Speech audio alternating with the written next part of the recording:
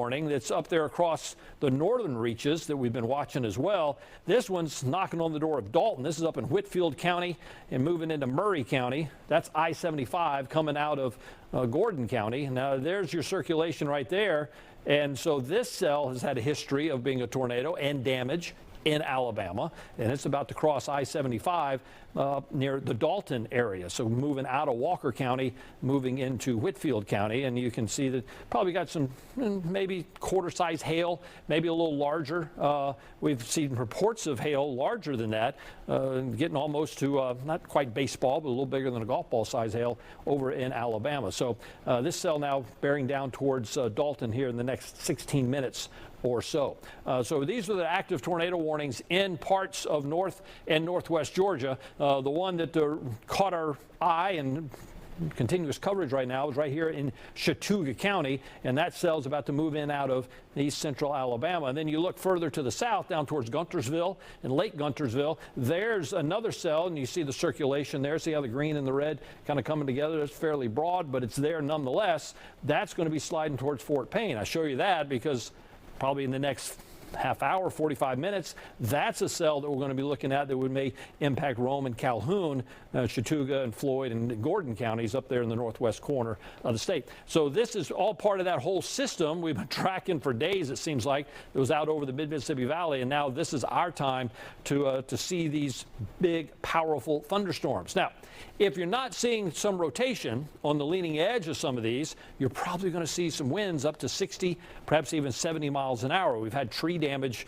galore next door in Alabama, so that's something we'll be watching, as well as cloud to ground lightning and also some brief heavy rainfall. I don't think flooding is going to be an issue, but it comes down at a pretty good rate. And of course, we mentioned the hail concern. So tornado warning here, Chattooga County. You've got the state line road right there.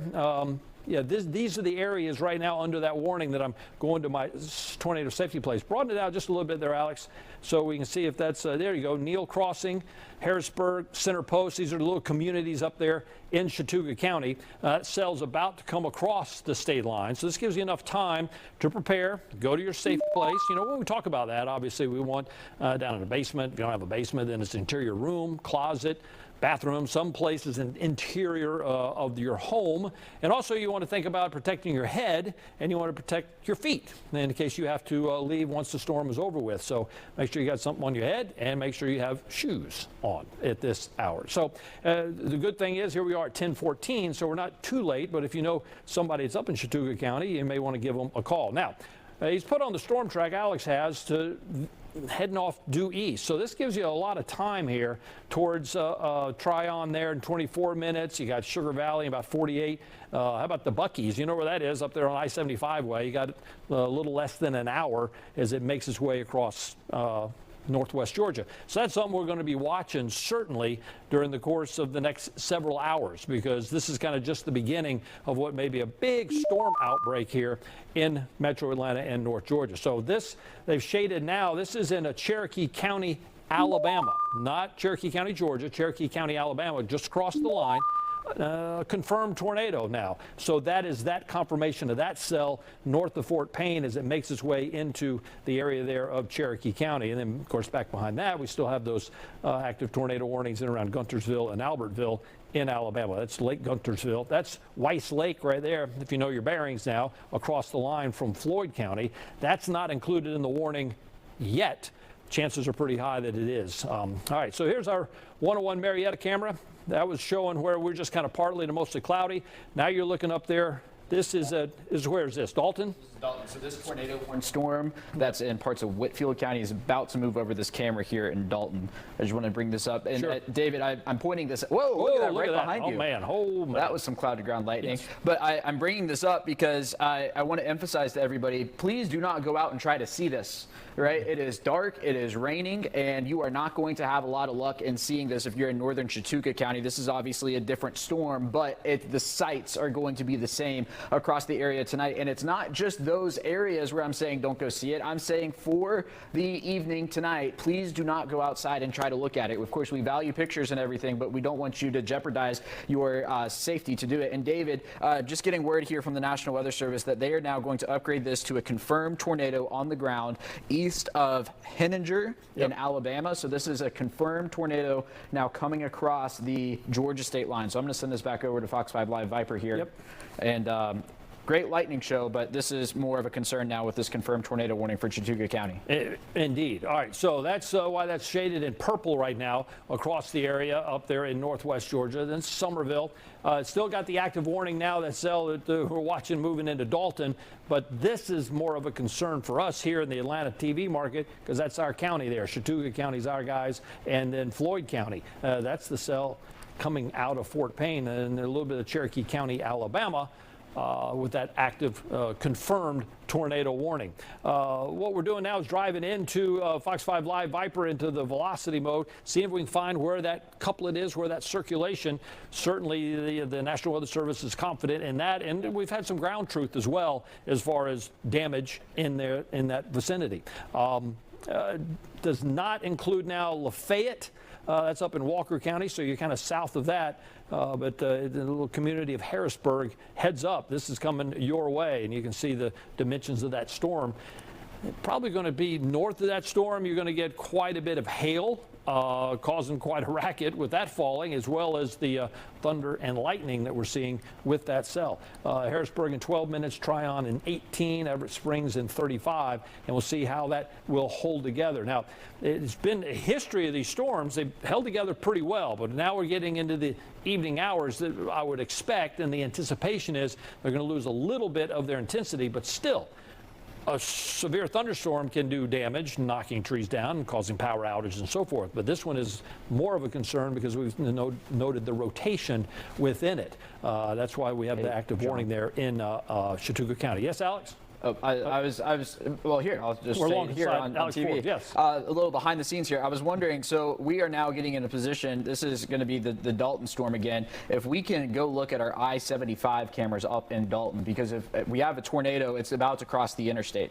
This is going to be moving into the downtown Dalton area, and I say that to point out, right, the storm is technically not in the Fox 5 viewing area right now, but David, I'm looking at this, and I'm thinking the next 20, 25 minutes, obviously you get into Murray County, you get pretty mountainous, but then you get into Gilmer County. You do. And that would be our area there. So this storm in particular, you and I were watching back into the Huntsville area, and it has consistently been rotating, and I don't see any reason for it to stop, right? So if we're looking up into Ellijay, we're looking really southern Fannin County. I'm thinking about this an hour from now. I'm thinking about where my tornado safe place is. If I'm in a mobile home, maybe considering right now going somewhere else, not when the warning is issued, not when you're short on time, because this is continuing to move over the Dalton area now, eventually towards Chatsworth, and then eventually into the mountains of Gilmer County. So that's what keeps catching my attention. Also, the amount of lightning strikes in that storm. We've seen them jump here in the last little bit, and whenever we see the lightning count go up in that way, it's typically not a good sign when we're looking at strengthening or weakening. That typically means it's strengthening. So continuing to watch that, and then obviously this confirmed tornado, which David is, I was just looking on the velocity. I also want to point out to everybody at home that we're not seeing great data because the closest radar is the Huntsville radar, and the Huntsville radar has gone down. So we're looking really high in the atmosphere, but still we're able to confirm a tornado near Valley Head that's moving into northern Chattooga County and southern Whitfield County as we speak. Yeah, and a little bit of southern Walker, it looks like, as well. Yep. North of Tryon, south of Lafayette, in the northwest corner. So it's kind of bypassing Fort Payne right now. But you look on the other side, and there's still another storm yet to roll that way. And so that is in Cherokee County, Alabama, Weiss Lake. And that moves across the state line. It'll probably hold together. So we're looking for probably some more warnings coming in this general direction. So you want to know about what's going on here in the metro area, metro Atlanta. Well, we knew this was going to start up in northwest Georgia, and we just have to bide our time here as we get closer, perhaps even to the midnight hour, where these storms that are over here by north of Alabama right now have a clear path. See, it's not like these are coming in this general direction. This is coming this way. So the atmosphere is just going to kind of stay ripe, but it's a little bit more conducive to support the rotating thunderstorms up here. And then as we get further to the south, the threat turns into a wind event with a few of the thunderstorms. Now, it's also been kind of breezy through the course of the evening. A strong southwest wind flow brought us some moisture, brought us some very warm temperatures. We topped out in the upper 80s today. And so we're primed to support thunderstorms on into the late night and early morning hours ahead of us. Now, this is the camera that we have up there in Dalton, I believe, yep. And the continuous light show. And as Alex pointed out, it's something that we look for if you really want to hone in where there might be some rotation. Boy, just look at the lightning as it starts exploding. That's a pretty good indicator there's something else going on within that thunderstorm, and typically it is some rotation. So now this is the cell in the Valley Head, Alabama, that's about to come across the line, and that had prompted the warning here in Chattooga County. Now it looks like it has now. There's some broad rotation right there, that line being the state line. Moon Lake Road, we've got the state line road, we pointed that out before, Highway 157. Yeah, so road folks use oftentimes in the fall, go look at the pretty leaves up that way. Well, now this is where the rotation is heading your way along 157, and those are the spots now that we want to get into our safe place. Now, just looking at the height of that radar beam, I think it's about 11,000 feet there, Alex. That's actually going to be about 8,500. 85. All right. So still not great. Just out of curiosity, let's go into our CC mode and see if we've got any sort of thing, if we can see anything that's different. This is when we start looking for things get lofted into the atmosphere, but and if it's a significant storm, they can get lofted up 10,000 feet pretty easily. Not seeing anything that really jumps out at me right now. We're looking for something that's a drastically different color than what you just saw there on that map. So now we're going back to the base velocity where we're looking at that rotation there with the red and the green coming together. The BTI is an index we use on a scale of 1 to 10. What we look for, obviously, if it's a higher number, more of a likelihood of rotating thunderstorm and a tornado, but we look for that to grow perhaps. So if the next scan we see this maybe jump up to a 3 and then a 4, we certainly grabs our attention. Hail size about a ½ inch or so. Heading towards that Harrisburg community here in the next 16 minutes, just north of Tryon. Somerville, it looks like that this, even though you're included in the warning right now, kind of stand down a little bit for now. We'll see what the storms next door do, but this particular cell now is to your north. So you're probably hearing the thunder and seeing the lightning from that cell as it still is racing off at about 40, 45 miles an hour. Harrisburg, 8 minutes, Tryon, 15. Calhoun, so you've got about 45 minutes to kind of wait this out and see what this storm does coming in your direction to I-75 way up there in North Georgia, Calhoun and Gordon County. So the storm's now past Trenton, Chickamauga up there, north of Lafayette, you're good. Still watching the possible rotation and an active warning in Dalton. And as Alex pointed out, we kind of keep an eye on that storm because once it kind of keeps going to the east, then we start rolling into places like Gilmer County and maybe southern Fannin County up in the mountains of North Georgia. And it's interesting to see the impact the terrain would have on such a rotating thunderstorm. That cell now heading, and everybody's heading to the east. Sometimes you get these where they kind of turn up to the northeast or diving down to the southeast. These are just going due east. And so that's why the concerns, these storms out here now in north central Alabama trying to come in this general direction, and they'll plod along. There's your lightning strikes over the last 10 minutes in that view. About 580 or so. That's pretty good. Do you see the number as it decreases or it increases? Well, it looks like it increased here in the past few minutes. So these storms are certainly not weakening, but the trend will be for them to diminish in intensity once we kind of get over the next couple of hours. Doesn't mean they can't be strong to severe. I'm just certainly more concerned about the rotating aspect of the thunderstorm. You know, you think about this, you take thunderstorm winds, something that's 60, 70 miles an hour, it can push over trees that fall on power lines. You can do that. But now take that 70, 80 mile an hour wind and in a short space now twist it, right? You rotate the amount of force that you get with that can bring down trees and take roofs off and knock down fences and the like. So that's certainly more of a concern when we start seeing the risk of a tornadic storm. All right, so here we go. Alex is kind of drilled down into Lula Lake Road. You're looking at, was it High Road? Rocky, is that Moon Lake Road again there? Yep. All right, so what you're looking at is this right here where that red and the green come together. Now, it's not a strong signature, but it's a signature nonetheless. You actually got kind of almost 2 of them right here. So that would give me a little bit more broad rotation, right? Yeah. Hey, David, I'm getting a note here from the Weather Service. I want to run back up to the Dalton storm. 2 things on it. One, they're noting the lightning increase as well that we were just talking about, but they will likely be extending the warning here into Murray County. Okay.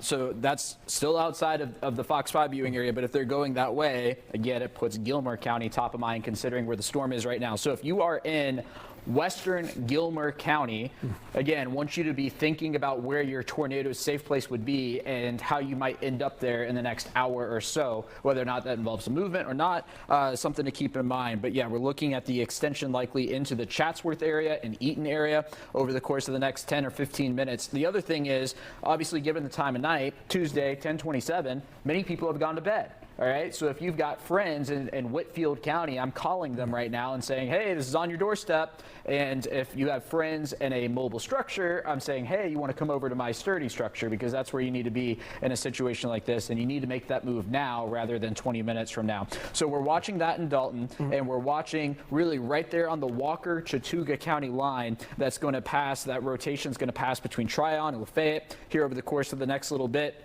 And again, just thinking downstream, extreme northern Floyd County, where you run into the Walker County line, that very slim piece, and then also the northern part of Gordon County. That's where I'm thinking the same thing in Gilmer County right now. They're about the same distance away from their respective storms, David. And then again, worth noting, back into the Guntersville area, we're still looking at some strong rotation on the Birmingham radar, but I'm going to keep this on Peachtree City for now because that's how we're seeing our storms the best here in Georgia, given the fact that the Huntsville radar is not with us right now. Yeah. And so as you look at Fox 5 Live Viper, your eyesight kind of goes to this thing that's rotating this column. Well, that's one of our shear markers there that would tell us where the rotation is and the type of rotation, and it's pretty stout, I do believe. That's the cell that's prompted the warning that, as Alex says, is going to be extended now into Murray County, which is Chatsworth, but it's just a little sliver. It's not that far before you start getting into Gilmer and Fannin County. So heads up, you folks up there in extreme North Georgia. Again, Somerville and Chattooga County under the gun, but it's not so much Somerville, it's north of that. But if I'm Somerville, I'm thinking, well, I'm not in the clear yet because I got all this stuff back out there to the west that wants to come our direction as it moves from west to east. Now, I would say that our friends in Dayton Walker County up there, in the north, at least northern Walker County, are in the clear right now. Good news there. All right, so let's dive into the Somerville storm and show.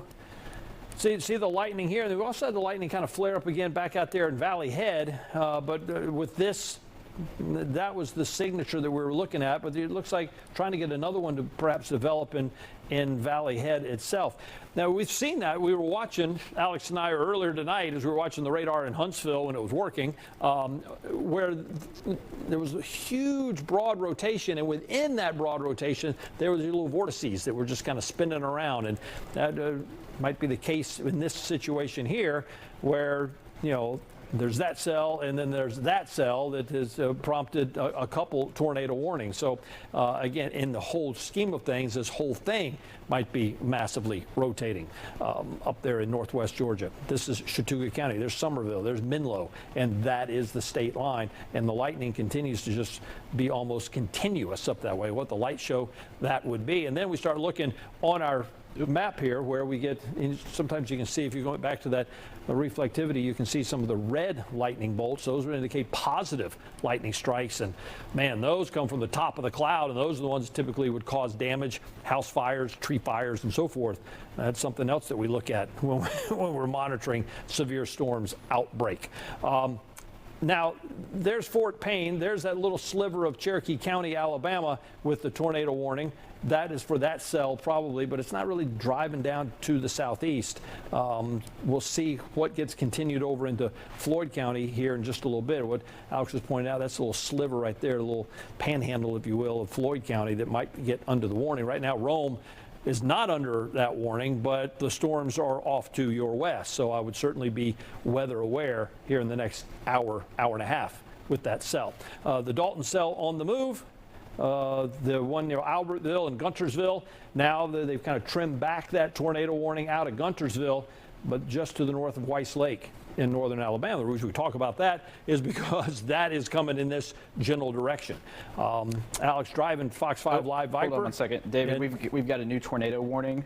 All right. Okay. So this is going to be for Gilmer County now. Okay. So we were talking about Whitfield and Murray, and now this is going to be western Gilmer County. So if I'm in Gilmer County and I live west of Ellijay, now is when you need to be headed to your tornado safe place. All right. So this is north of Carter's Lake. This is going to be north of Pickens County, north of that line. So far southern Gilmer County is not included in this. And in fact, if we want to get a little more specific here, I would say, generally speaking, if you're on the west side of 515, that's where you need to be headed to your tornado safe place. So places like New Hope, places like Tails Creek, that's going to be Rock Creek and Fort Mountain State Park. There's a Hillcraft Emergency Mobile RV Repair. If I'm in an RV, I'm not going to want to be in an RV when this storm comes through.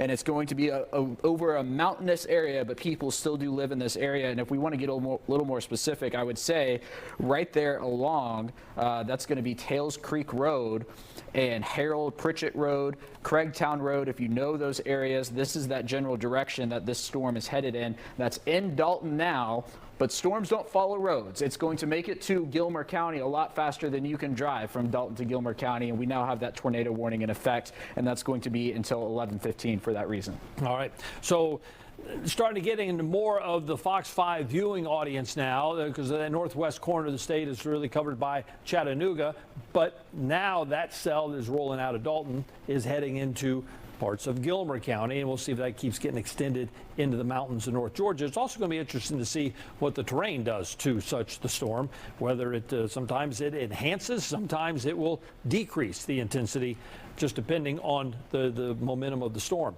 Again, we got that confirmed tornado warning in Chattooga County. Got the broad rotation now moving towards Harrisburg, their center post. Again, we are north of Somerville. So Somerville, you're not in your tornado safety place, but certainly this area of the county you are. And then you jump across the county line, that would be on into Walker County. And then I-75 is up next as far as this storm crossing the interstate. There's Welcome Hill up in Chattooga County, and we're looking at the rotation now. These pixels going away from the radar site, this one coming toward the radar site, and it gives us an idea where that rotation would be. In fact, let's drill down just a little closer there, see what roads we can. There's the community of Hawkins, all right, and what is that? That's Highway, yes. And then Highway 337, that's going to be that main road going out of Chattooga County into Walker County. Also right Ridgeway Road over towards Martindale. Let's see, we got Broomtown Road, Parker Lane, South Long Hollow Road, West Oakton Road. And David, I always remind myself in a situation like this that radar data is old, right? So it scanned this, it processed it, and sent it to us, right? So when we're looking at it here on this map, it might be a couple roads ahead at this point. So let's go a little further to the east here. Okay. Highway 27, Highway 151, right? We're getting into more of a populated area, and this is where that rotation is going to go over Bill Orr Road, Halls Valley Drive, Highway 27 I mentioned, and then you get into a really mountainous terrain here, East Armucci Road, West Armucci Road, and then Haywood Valley Road there. So the storm itself, I was just looking, moving off to the east at about 30 miles an hour, which the speed over in Alabama was a little quicker. It was 40 and 45. So it's taken its time right now. So that means that the strong winds will linger a little longer in that area. We don't have any reports of any damage as of yet, but it's early in the game as far as the storm goes, moving into Chattooga County. Again, Somerville and Menlo, that storm is north of you. But I wouldn't put my guard down because there's storms back behind that that haven't reached you yet. It's just this particular active warning storm is not going to impact Somerville, probably just going to skirt to the north of Tryon as well. And we point this out because we get over here, there's Calhoun, there's I-75, getting in a little bit more populated area. It could impact more people as we see that. Heading towards Sugar Valley in 41 minutes, Calhoun about 49, which squeezing now into probably about a half hour, 35 minutes or so that you need to take action up there in Calhoun and in Gordon County. Well, these storms, This is out ahead of what was a line, but now it has become the line because as we look up to the northwest, we're not seeing any more redevelopment, but to the southwest, we have been, and certainly a concern. Storms refiring back out across Birmingham. This is the area, though, we pointed out for the past couple days that was kind of in the bullseye for the possibility of tornadic storms. Now, as you get further to the south, further to the east, that threat will lessen, but the storm doesn't know that, doesn't know where it's supposed to end, doesn't know that that line ended over the I-85 corridor, so we'll have to keep an eye on that. This one is extended now into Gilmer County as far as the warning goes. Not an extension yet on the Chattooga County storm. And then this one now moving into parts of Cherokee County, Alabama, just north of Weiss Lake. And so those are the kind of the three areas that we have our sight on.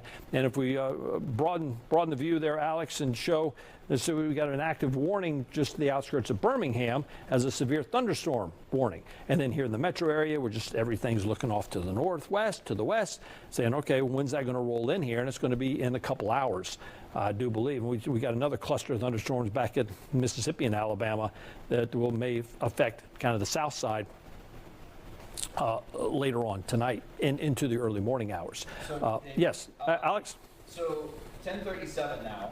We're coming up on 10:45, which is when this warning is scheduled to expire. However, I'm not seeing the velocity look any different from how it's looked over the last little while. So that leads me to believe that we're likely going to be looking at this being pulled further to the east, right? So it's time to start talking about Gordon County. This is going to be eastern Walker County and far northern Floyd County. Again, we're thinking downstream. We don't have an active tornado warning there right now, but could we see one in the next 10 minutes?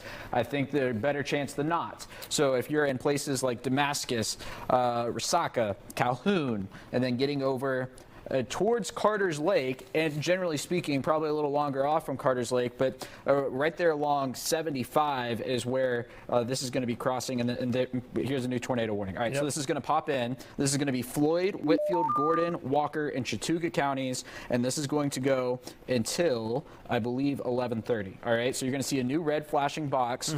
They did not issue this as confirmed, which is interesting to note because the initial warning is still a confirmed warning. There it is right there. So if you live in Gordon County and you are north of Calhoun, need to be headed to your tornado safe place. If you are in far northern Floyd County, need to be headed to your tornado safe place. And if you're in southern Walker County, if you drew a line east and west of Lafayette and further to the south, need to be in your tornado safe place there as well, David. Yeah, so the information that we're getting right now is this is that thunderstorm is capable of producing a tornado. So as you said, it's not confirmed, but it has the possibility of producing that tornado. It was located over Center Post, or about 7 miles north of Somerville. Did not include Somerville, but just 7 miles to the north of that. And it is moving off to the east at 35 miles an hour. So that is the cell, the rotation there just to the north of Tryon, moving at 35 miles an hour. So we put a storm track on it. So it gives you a little opportunity here to come up, hopefully you have your plan, but knowing where you're going to go if you're in that path in and around Hill City, Calhoun here in the next half hour or so, and on into Angelville, 42 minutes. And then eventually, see, you kind of map it on out. There's ball ground. So now we're getting into Cherokee County, perhaps. Now, not under the warning yet, but that gets extended in that general direction. With this cell that has the history of producing tornado, we've got reports of damage in Alabama. Nothing in our area yet, but it's just beginning. So we'll wait on that, see if Chattooga County has any reports for us. So there is I-75, and we put Bucky's on the map because you kind of know where that is, coming just south of Calhoun through Resaca and then moving up into the Dalton area. So this cell that was in Dalton, that's the one now heading towards Chatsworth, and then eventually into western Gilmer County. So those are the areas that are under the gun. Now you see that was shaded in purple because that was a confirmed tornado polygon. This one is now a new tornado polygon that Alex just talked about as we make our way from west to east. So the community now, kind of the rural area of southern Walker County, a little bit there of Floyd County. That's a little sliver right there of Floyd. So Rome, you're not under this one yet. We'll see what coming next door, rolling out of Alabama. So you see that they've taken now severe thunderstorm warning right up to the state line in Alabama. But that particular cell not prompting the tornado warning south of Fort Payne right now. So these are the counties in northwest Georgia currently under a tornado warning. And again, that area has been under a watch, and the watch means conditions favorable. The warning means time to act, that we have something going on right now. So those are kind of the difference when we start throwing out the nomenclature. So warning certainly more important than the watch, because that's what's going on at this particular moment in northwest Georgia. Not here in the metro yet. We expect this to all kind of roll this direction as we get into the early morning hours. Things going according to plan on the timeline if you've been with us this week, because there we are at 10:41 and they're up there in northwest Georgia.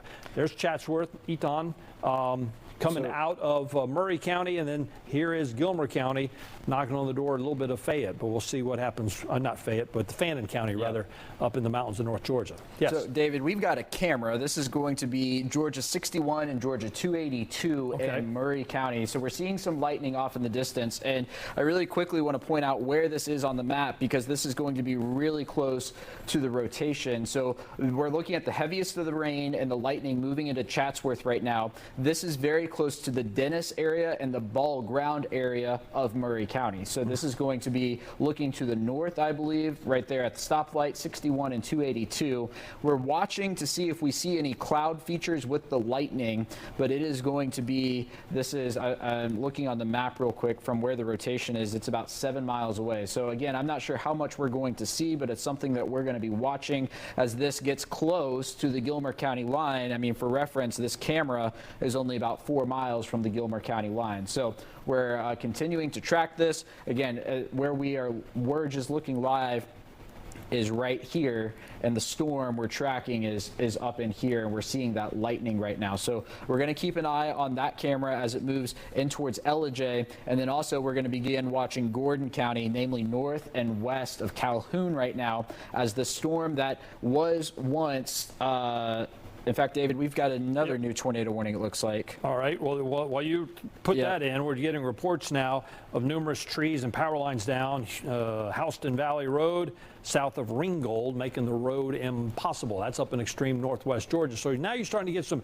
ground truth to what's going on out there with these thunderstorms. We've talked about the rotating thunderstorms. We also talked about the gust of what we're looking at with plain old thunderstorms, gusting up to 60 and 70, I shouldn't say plain, severe thunderstorms, 60 and 70 miles an hour. So here's the new tornado warning now for...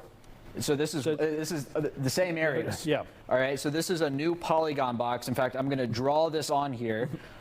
Right, so we were just talking about Chautauqua County. It's the same northern part of Chautauqua County. So if you're near Menlo, if you're north of Somerville, really between Tryon and Somerville, we've got another area of rotation that has just been tornado warned. So if you are listening to us in Chautauqua County, you had a confirmed tornado warning until 10:45. You now have an unconfirmed tornado warning until 11:30 in the same exact spot. So let's zoom down in here and get some roads, because this is happening right now. And again, I'm going to look ahead. This is right when you're at the intersection right now of Highway 48 and Highway 157, moving towards Highway 337 near Chelsea.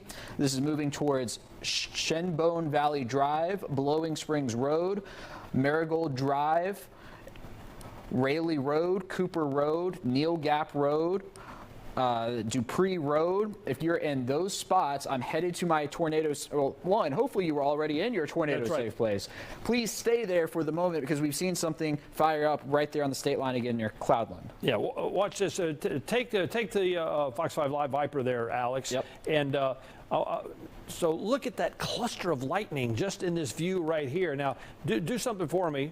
All right. Yeah, I was going to say, take it back and watch how this just explodes. And as that explodes, now you get the tightening of the couplet there right along the state line there, just to the north of Menlo. And so that's now prompted that warning now for the areas of Chautauqua and Walker County for that brand new tornado warning. So you got a lot of polygons working here. I think this one is about done. I think that's the cell that came out of Valley Head in northern Alabama. Now this is there's the broad rotation. But man, look at all that lightning on the northern side of that rotation. Unbelievable. That's just in this view. Now it includes those others, but look at that, 500 and something lightning strikes in the last 10 minutes. What a lightning show that they're having up there. Shows you the powerful nature of that thunderstorm. Probably some hail in that there, getting shoved way up, say 25, 30,000 feet in the sky, and the ice crystals just knocking one another, and presto, you get static electricity and lightning. Yes, sir. So, new tornado warning that is not for Floyd County, but it is now up against Floyd County. Yeah, all right? Yeah, that's the cell that's there's Weiss Lake, so that's just across the line into parts of Cherokee County, Alabama. It's confusing because they have a Cherokee County as well, but this one in Alabama, and that's prompted that tornado warning right up to the state line until about 11:45. That cell now, you can see the rotation. It shows up pretty well. On the radar there with the green and the red. David, this is also catching my eye too, right there in Fort Payne. Yep. And mind you, I want to bring this up again just because it's going to be a common theme for the next little bit. We are looking from the Peachtree City radar up into northwest Georgia, which means we are looking way up in the storm. And the reason why we have the Peachtree City radar up and not the Huntsville radar is because the Huntsville radar is currently down. So we're getting mediocre data in terms of what we're looking at, but still confident enough to be pulling the trigger on these warnings. And just as I say that now, if we can pop David back up, there's your new tornado warning for Fort Payne. All right, so here we go. We have been looking, these storms have the history and they have truth now of doing damage in Alabama and some now in northwest Georgia. So we're certainly, even though the scan may be several thousand feet up, we think that rotation is making its way down to the ground. So we're looking at the debris detector, what we call a correlation coefficient, as part of the dual pole radar. And essentially what we're looking for is raindrops, when they're scanned, they're about the same size, so that makes all the color right here uniform. Well, you're going to start getting something that's not uniform. Different color, perhaps you start getting some yellows and blues. That would be debris lofted into the atmosphere. So, you might, that's kind of displaced from the rotation. That one that kind of catches your eye over there in Alabama. I've not seen anything. Typically, it would be out ahead of the storm, right? As the storm is moving, it's throwing the debris up. So you would look for some of the debris signatures to be in there. Yeah. I don't see that, but I do see the rotation, and I do see the cluster of lightning for sure. And David, again, just because it's relevant, again, we're looking really far away from Peachtree City, so we would need a really strong tornado to get debris at that level there in Chattooga County. But the fact that we have rotation at that level that's that tight means that at the ground it's probably tighter, which is why we've got this tornado warning in effect. If you are in northern Chattooga County, there goes the lightning jumping up again. We were at 250 something a couple minutes ago. Now we're at 311 in terms of the lightning there just in Chattooga County. And I want...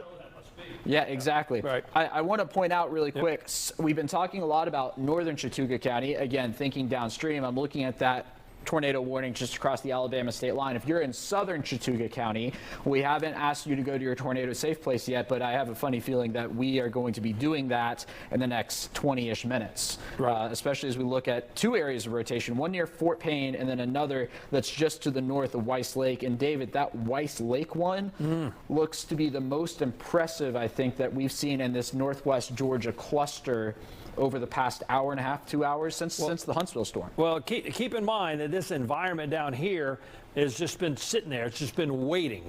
We had the warmth today. We've got the humidity in place. We haven't had any storms to kind of like stabilize the atmosphere. So it's just kind of sitting there. So I think what you're talking about is that right there, that little bit. You got some broader rotation there outside of Fort Payne, but there just to the northwest of Weiss Lake is the area of concern that has prompted that warning from the Birmingham office there in southern Cherokee County, Alabama. So heads up Floyd County. This is a storm that's coming your way within the next half hour, 45 minutes for sure. This is trekking off to the west, east, west to east. Yes, sir. Okay. Yep. Some good news. Okay. We're canceling the tornado warning for Whitfield, Murray counties. Okay. It's going to pop off the map here in just a second, and they're going to continue with the severe thunderstorm warning. So if you are watching from Gilmer County, we were asking you to go to your tornado safe place, mainly west of 515.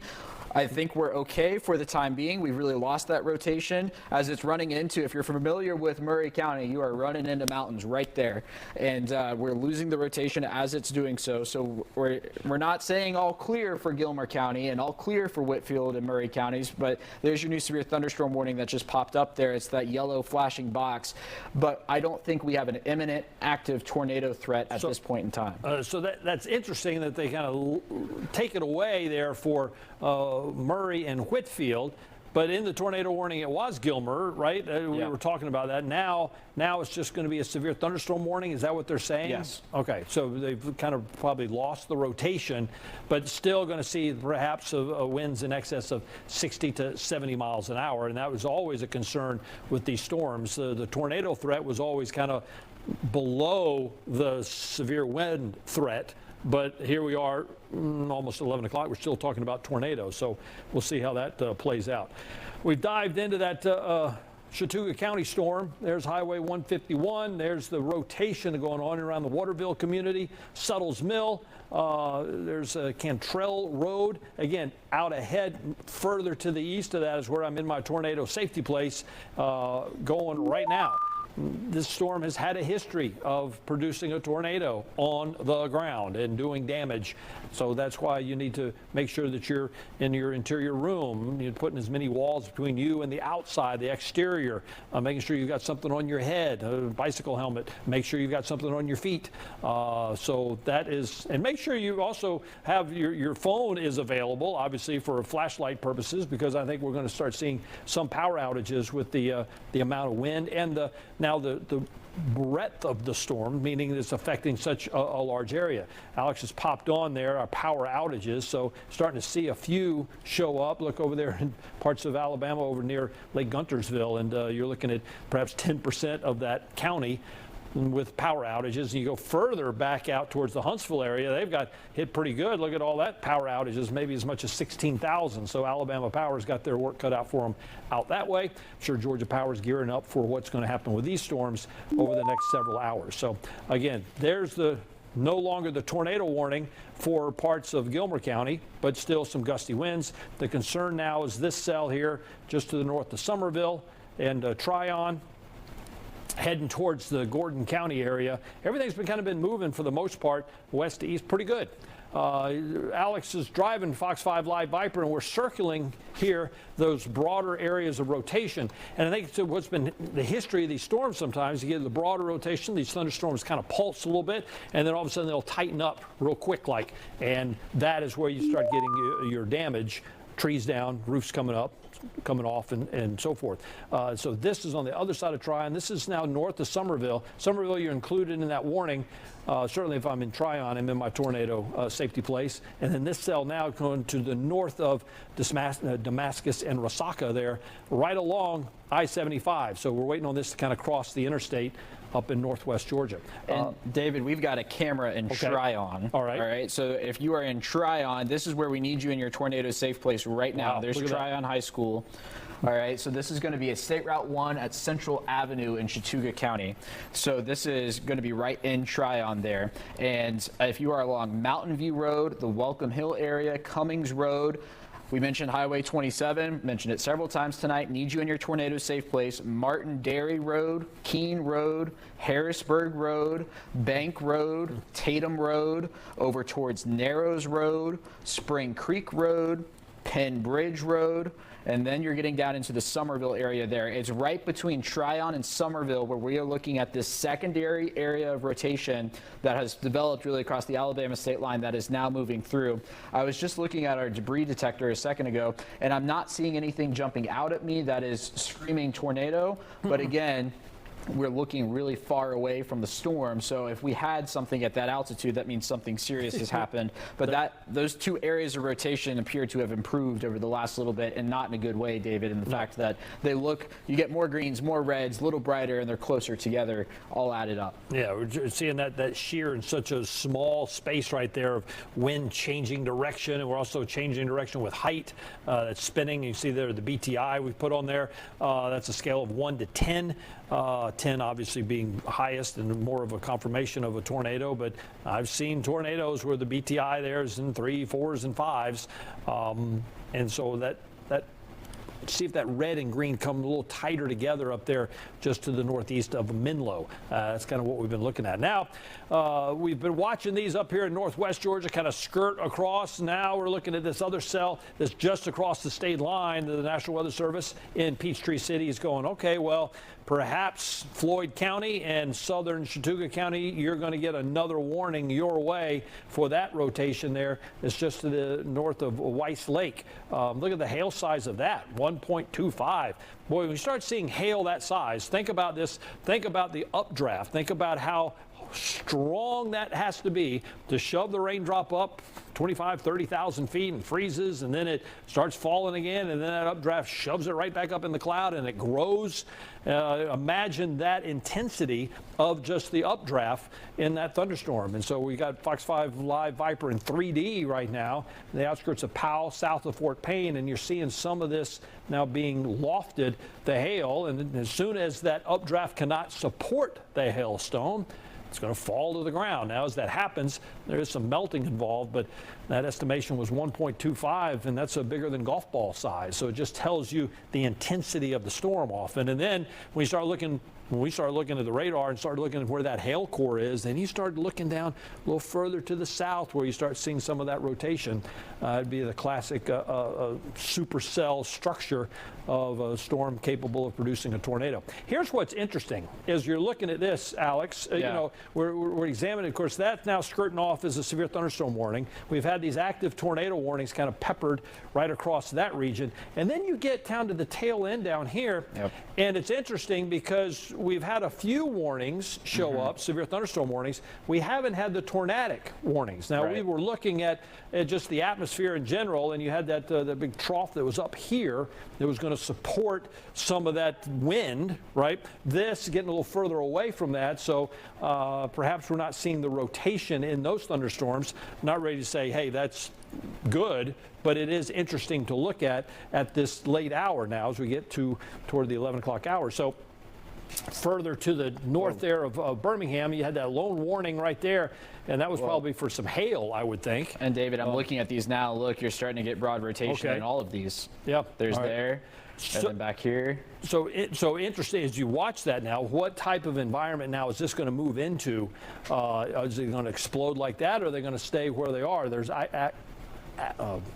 no actual warnings on those right now, but we're certainly watching them, right? Yeah. And now that severe thunderstorm warning there, just north of Birmingham, kind of shriveled away. But we'll see what happens. Now, this is kind of that ragged line we've been looking for, and they're kind of coming together a little bit. And when they start merging, perhaps, that can intensify the storm. It can also bring with it that big forward rush of the damaging winds on the leading edge of all this. So we'll see, indeed, if that happens as we next couple hours or so. But the matter at hand right now is certainly concerned with our continuous coverage because we've got active tornado warnings and we have more than just one here in the viewing audience, and probably going to add to that here momentarily with that cell moving into Floyd County and parts of Chattooga County. Right. All right. So there's our active warning. Now as it kind of clips a little bit there north of Calhoun and the Resaca area. And that's in effect now for the next half hour, but the cell is still out here to your west. So I-75 right there, all right, through Calhoun, Damascus, and Resaca. There's the cell. There's your rotation north of Somerville and Tryon, and that's it's broad, but it's a whole lot brighter as far as the reflectivity. I mean, as far as the velocity is showing us right there with the coloring. So perhaps things beginning to ramp up a little bit, tighten up on that cell, and then perhaps do some damage up there in Chattooga County. So, David, I think we're at the point now where we really need to start talking about I-75 as the mouse is glitching out on me here. Hold on one second. But so if you are traveling on I-75 and you are coming south from Chattanooga, or if you know anybody who's coming south from Chattanooga and they have not made it to the Dalton area yet, I think Dalton's a good stopping point. You don't want to go south of Dalton right now. And if you know of anybody traveling north and you haven't made it to Buc-ee's yet, we've used Buc-ee's Buc-ee's as a locator, but I mean, everybody knows where it is. We're doing it for a good reason. I would say don't go north of Buc-ee's for the next hour or so, but I would also be keeping an eye on what's going back up onto the west into Alabama, because even southern Gordon County could be caught in the fray here in the next little bit. I've been looking for Alex, let's just let me do something for this there. Since we're at the top of the hour right now, 11 o'clock, let me just kind of do a big reset for us, because you're watching Fox 5 News Edge at 11, and let folks know what's going on, why we've been on the air right now. Obviously, normally we're on Fox 5 News at 10, but we've had a developing weather situation that we anticipated, and we have active tornado warnings. And when we have active tornado warnings in our viewing audience impacting our viewers, we'll stay on the air and walk you through it till we think the threat is no longer there. So that's what we're doing right now. Chief Meteorologist David Chanley alongside Alex Forbes. We've been with you and will be with you into the wee hours. So just, buckle up, especially up here in parts of northwest Georgia. So that's been the area of concern. Now, if you're in the metro area, just kind of hold tight. We'll see what happens when these storms start developing out to our west and moving into the heart of the city. But this is up I-75 way in the northwest corner. We've had numerous tornado warnings. This up here, moving into Gilmer County, now a severe thunderstorm warning for the possibility of damaging winds. Here are your active tornado warnings right now, and it's really a couple areas that we're watching. This is up parts of kind of where Walker County, where Gordon County, where Chattooga County all meet. The bearing here, as Alex has pointed out, that's I-75, so we're still west of that with these areas of rotation as they move off to the east about 30, 35 miles an hour. Then there's some more activity next door in Alabama that's about to come across the state line into areas of Floyd County, which will include the city of Rome. Not yet, but that's what we're looking for. What Alex is doing is drawing where we see the rotation right now. So let's kind of roll down into those storms. Thanks for being with us, and we'll keep you updated. And hopefully, some folks that are up that way. Now we're getting to 11 o'clock. Know folks up in Gordon County and say, hey, you got some storms up that way, need to go to your safe place. Now, this is up in Chattooga County as well, near the Beatham area right now, right along East or Murchie Road. There's several communities up that way, and this rotation is pretty broad. We don't see that tight couplet right now as it moves from west to east. So let's see where that other rotation is we were looking at there, Alex. There you go. Okay, near Pennville. Yeah, that's a little bit better. See the brighter green right near Rocky Hollow Road, Highway 27, one of the main thoroughfares right there, near Tryon High School. In the city of Tryon, so that's a little further to your south. But in this area is where I'm going to my safe place right now, which is the interior room of your house, lower level, preferably. We're going to stay away from windows and doors. We're not going to go out and see if we can see anything, because you can't. Typically, these storms now at night are rain wrapped. You wouldn't be able to see anything anyway. And a tremendous amount of lightning show. What's the lightning look like in this? I know we've popped it off, so we go down to the street level and see things, but man, there's been tremendous amount of cloud-to-ground lightning. And you can see how it's kind of zeroed in right there in and around Tryon. That's something that we look for as meteorologists, of where some of that stronger rotation may develop and certainly may ramp up where the cluster of lightning strikes are. Like this back down here over Weiss Lake. Oh man, that one certainly gets our eye there, and that's heading toward Floyd County and Rome. So this is your time now that you're probably going to get a warning here momentarily. You saw the hail size there, probably golf ball size at least. We've seen larger hail over in Alabama. Let's put the storm track on that. So here we go into Coosa in 20 minutes now, and toward Friendship at 24. Berry College right there north of Rome, 31 minutes. And you got Rome in 32 minutes. So let the folks up that way, if you have any friends, relatives, said, hey, okay, here comes a severe thunderstorm your way that has the possibility of rotating and producing a tornado to the northwest. Cartersville, just hanging in there. We're watching for you, and we'll see indeed how that kind of holds together. It may end up being like the storm that was up in Dalton, Whitfield County, and Chatsworth and Murray County, moving into Ellijay, where it lost its rotation for now.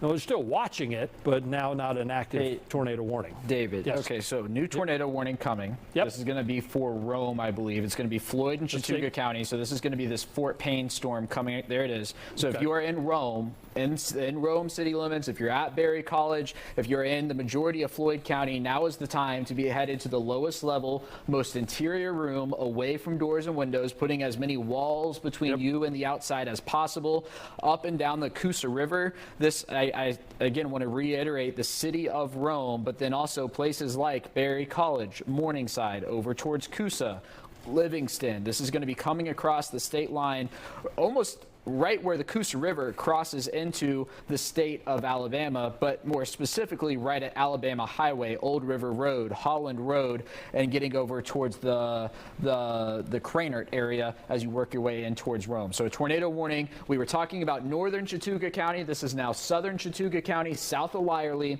and then most of Rome and Floyd County. Yeah, what's interesting is the folks in Somerville have kind of been either south of the tornado that's been threatening or now north of the tornado that's threatening, even though it's including parts of Chattooga County, but it's really kind of Floyd County that I think is going to see this possible rotation. So interesting now, the cell's going right over Weiss Lake.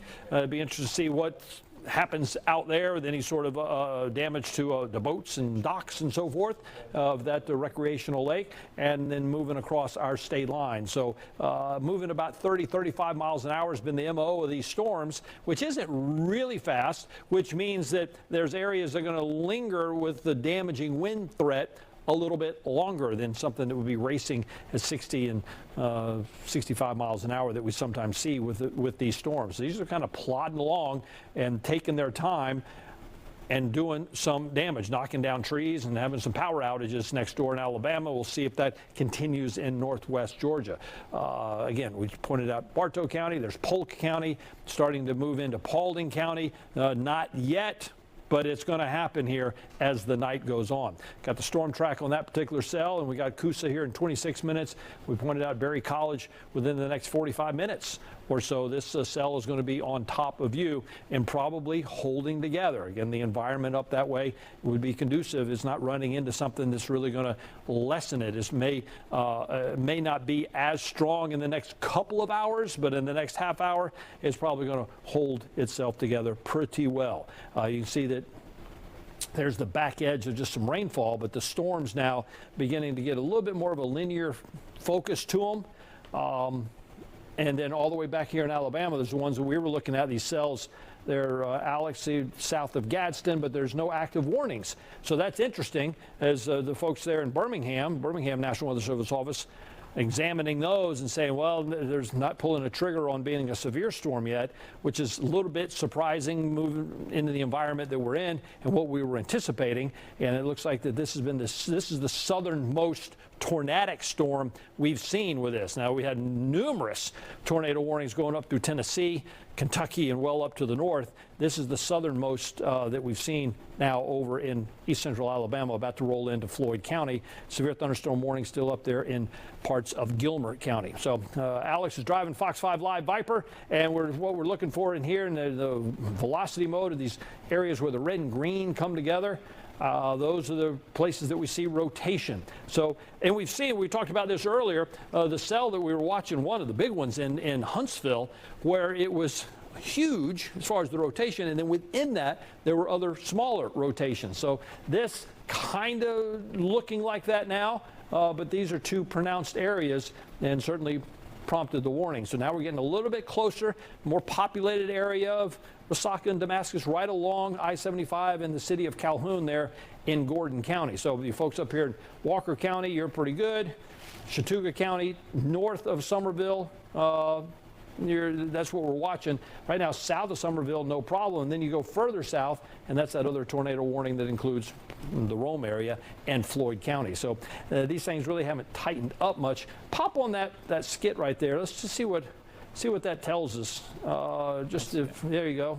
2.7. Yeah, 2.7. Hail size 3/4 of an inch. Look at the storm topping out. An estimation of 36,000 feet.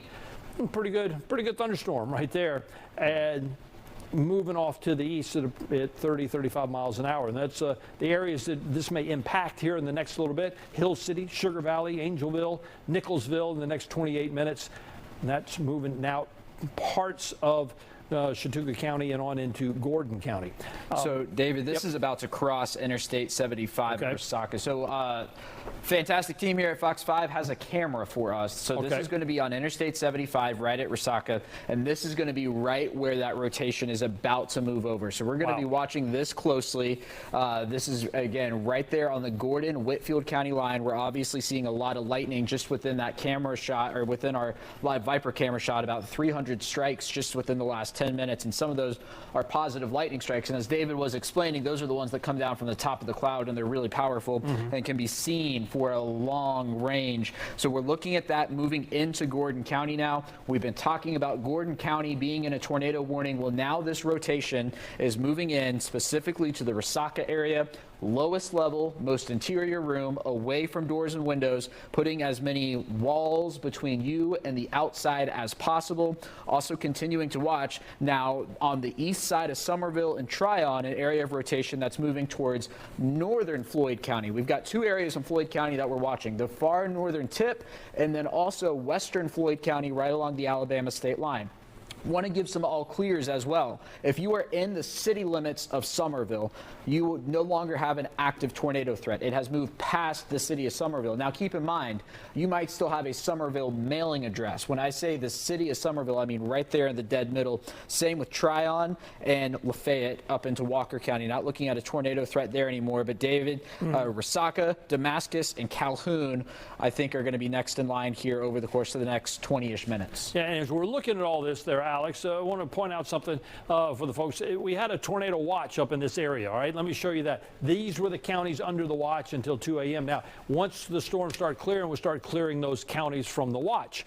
It doesn't mean that we may see something here in the metro area and then off to the east, but that is where the watch came down to. All right, so as we go forward in time, all right, and take a look at some of our modeling information, you can see how that line just kind of does its thing, rolling from the northwest to the southeast. And that's what we've been seeing during the course of these storms. So we go back 10 o'clock, 11 o'clock or so, and then here we go, and here comes that line. Here we are in the metro area. We're just waiting, but we're going to have to wait for a little while. We've been saying midnight, 1 a.m., here come the storms, but the more intense thunderstorms are going to be up there to the north and to the northeast. These are going to slide on through in the wee hours of Wednesday morning. Still, the possibility of a quick spin up. So I'm not saying that the tornado threat's zero, but it becomes lesser as we get into the early morning hours. But the wind threat is still there. The lightning threat's still there. And by the time we get towards 3, 4 o'clock in the morning, then the storms have moved through. And by the time we get to daybreak, they're all gone. So when you start your day tomorrow, it'll be time for cleanup in a lot of spots, but no more additional storms and the sun will come out. So that's kind of the timeline that we are looking at. All right, so let's go back to what's going on right now with the active warnings. So, right? David, as we do that, we've got a new tornado warning that is going to be coming out, continuing the Chattooga County warning. Okay. And just as I say that, it looks like, so hold on, that one right there. Yeah, so they just trimmed back the Chattooga and removed Walker. We knew that threat had left Walker County already. Now we've got a massive severe thunderstorm warning that's going to include all of Gordon, and it's just popped in on the map behind you there. Yep. That's going to be all of Gordon County, now getting into Bartow County and all of Floyd County. And this severe thunderstorm warning has this tornado possible tag on it. So we're going to be watching, Bartow County, not imminently, but Bartow County. I want to give you the heads up now as we continue downstream that you're going to be in the thick of it here within the hour. Yeah, so what we're looking at is these storms, and we see the rotation. Well, it becomes a little broad, maybe not quite as tight, so it may not continue the tornado warning, but now we've got the severe thunderstorm warning that includes, they're going to kind of run out from that storm, and it's not necessarily meaning the storm is dissolving. It's just that it moves from a rotating or tornadic type storm to one that's going to produce some damaging wind or the possibility thereof, and also some hail. So it reaches the severe thunderstorm warning criteria. It just doesn't have that tornado warning tag to it because of the rotation. But that's possible. You could see something like that spin up pretty quickly. That's what we call the quick spin up tornadoes, and we're certainly in that environment. Now, the further east this goes, that environment will change a little bit, and that becomes less of an opportunity, less of something that we may see. But we're still, I'm afraid, couple hours away from that. So we'll continue to monitor these. And again, we're on the air because we have active tornado warnings in our viewing audience, and that's what we do. If folks are in danger, this is something we need to bring to you. So if you know folks that live out in this area, you may want to give them a call. Here we are now at 11:15. Some folks have probably gone to bed, which is something we've been talking about through the weekend and into the early days of this week, of the timeline of these storms being late at night and early in the morning. What Alex is doing here on Fox 5 Live Viper, just kind of circling the areas that have that rotation that have prompted the warning for this warning to be extended now into just north of Calhoun and Resaca, and we pointed out that's about to cross I-75, and so hopefully, drivers aware of this. Hopefully the smart thing would be to pull off someplace. Don't pull up underneath the overpass. That's not a good idea.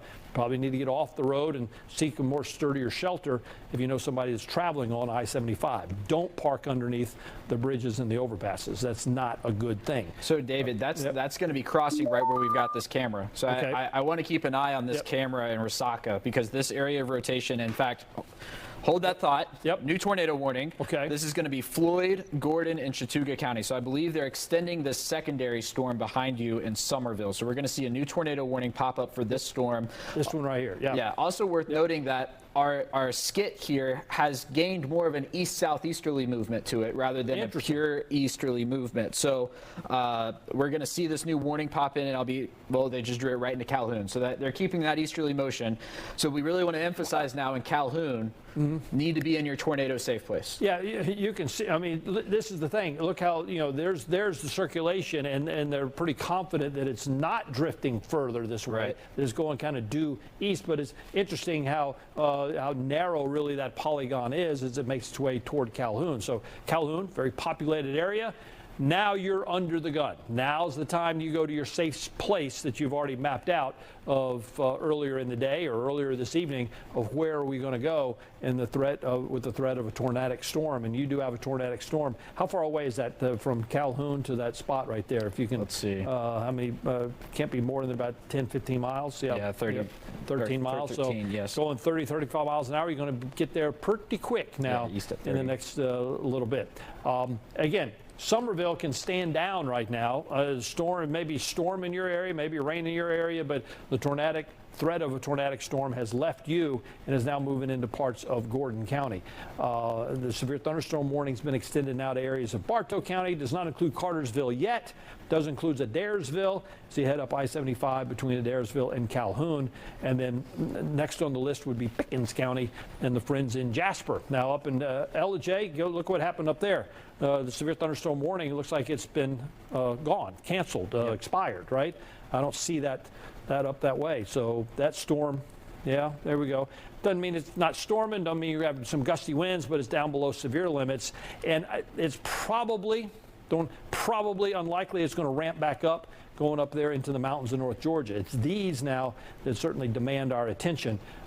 This is right over Weiss Lake. And there's the Georgia-Alabama line. So now heads up Coosa and Livingston, Foster Mills in the next 10, 15 minutes. This cell is coming your way. Possibility of some 3/4 inch hail. And then also the BTI, the index of a tornado indicator, trying to rise a little bit perhaps. 2.8. We'll see what the next scan brings us with that particular rotation. Boy, that's some bright green right there, just south of Lyerly. Whoa, look at that. I'm going to put a lapse on this, let's say the last 15 minutes. Okay. I feel like that Alabama rotation has really come down, and that Lyerly rotation has come up. Boom, right there. Now let's see what about the lightning. There's some lightning. There's a bunch of lightning right here too. I mean, but that. Well, let's see, just out of curiosity, let's pixel one of those, give you an idea of what the wind speeds are with that particular cell. There you go. 38. It looks more ominous. There you go. That's a little more like it. Yeah, 50, 60 miles an hour. We'll see if that translates down to the ground. And then you start looking to see, well, we get something that's going the other direction. You start getting that twisting mechanism, and that's what brings down the trees and causes the damage. But boy, that's some bright green on the base velocity for sure. So David, let's do a who's in and who's out, right? Because I feel like these boxes might be a little confusing at times. If you are in Calhoun, I think that's of utmost importance right now. If you're in Calhoun, you're in Resaca, you are in your tornado safe place. That is the lowest level, most interior room away from doors and windows. If you are in Rome, Rome city limits, and if you were to draw a line north and south out of Rome and then push it to the west in Floyd County, need to be in your tornado safe place there as well. That's going to be that area of rotation that we were watching coming across the Alabama state line here in just a little bit. Let's also continue to think downstream. Okay. Pickens County. Here in the course of the next 20 to 30 minutes. Once you on standby, we were talking about Gordon County in this way about 30 minutes ago. Also Bartow County, Adairsville, Cartersville. We're not going to our tornado safe place there yet, but we're thinking about it over the course of the next hour. It's also 11:20 at night. You might have a lot of friends and family who are asleep. I might be waking them up right now, particularly if they live in mobile homes. Mobile homes are not safe places to be when we have storms like this. And if you want to make that decision to move, you need to make that decision now rather than when the storm is bearing down on you. So we're continuing to track this. And then, David, I was just looking back into Birmingham, and we are continuing to see, particularly south of the Gadsden area and then also in towards the city of Birmingham itself, storms. And not only that, but storms that are broadly rotating. So they're not rotating tightly, which is why we don't have any warnings down there. But as I'm looking at that tracking to the east, I'm not liking the look of it.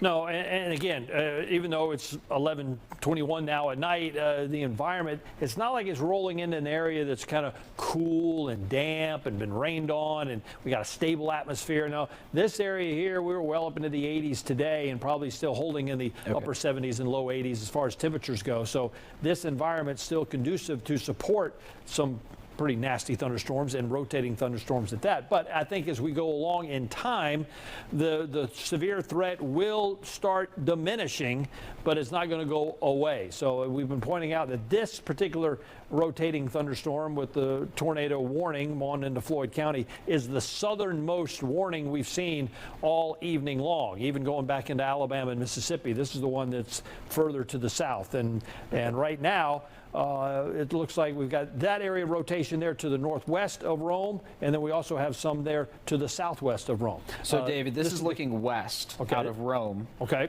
So we're looking, maybe if we can turn it to the right a little bit, John, and we would be looking at that tornado-warned storm directly into it here from Rome. But obviously a lot of lightning, and that's something that we have not been, it's not been hard to find tonight, is a lot of lightning. And we look for that cluster of lightning there, and sometimes as it starts ramping up, then that rotation really kind of kicks into gear. So we look for the clusters of lightning strikes.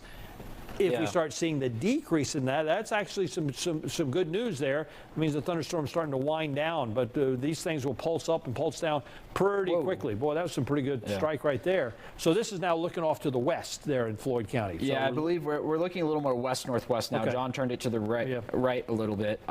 So I'm looking at this. I'm looking at this here on my other computer since we got to pull it up on this computer here just to get some bearings here. I think we would be looking right in where that rotation is, and I'm looking at the clouds there whenever we get strikes of lightning, David, and you want to start looking to see that cloud lowering, right? You want to see what you can find out that way, and you need the lightning strike kind of illuminate. You get that continuous lightning, and it can be quite the show to be able to see something in the cloud formation that you wouldn't normally see, obviously, without the light provided by the lightning. Correct. Yeah. All right. So back over. I just looked.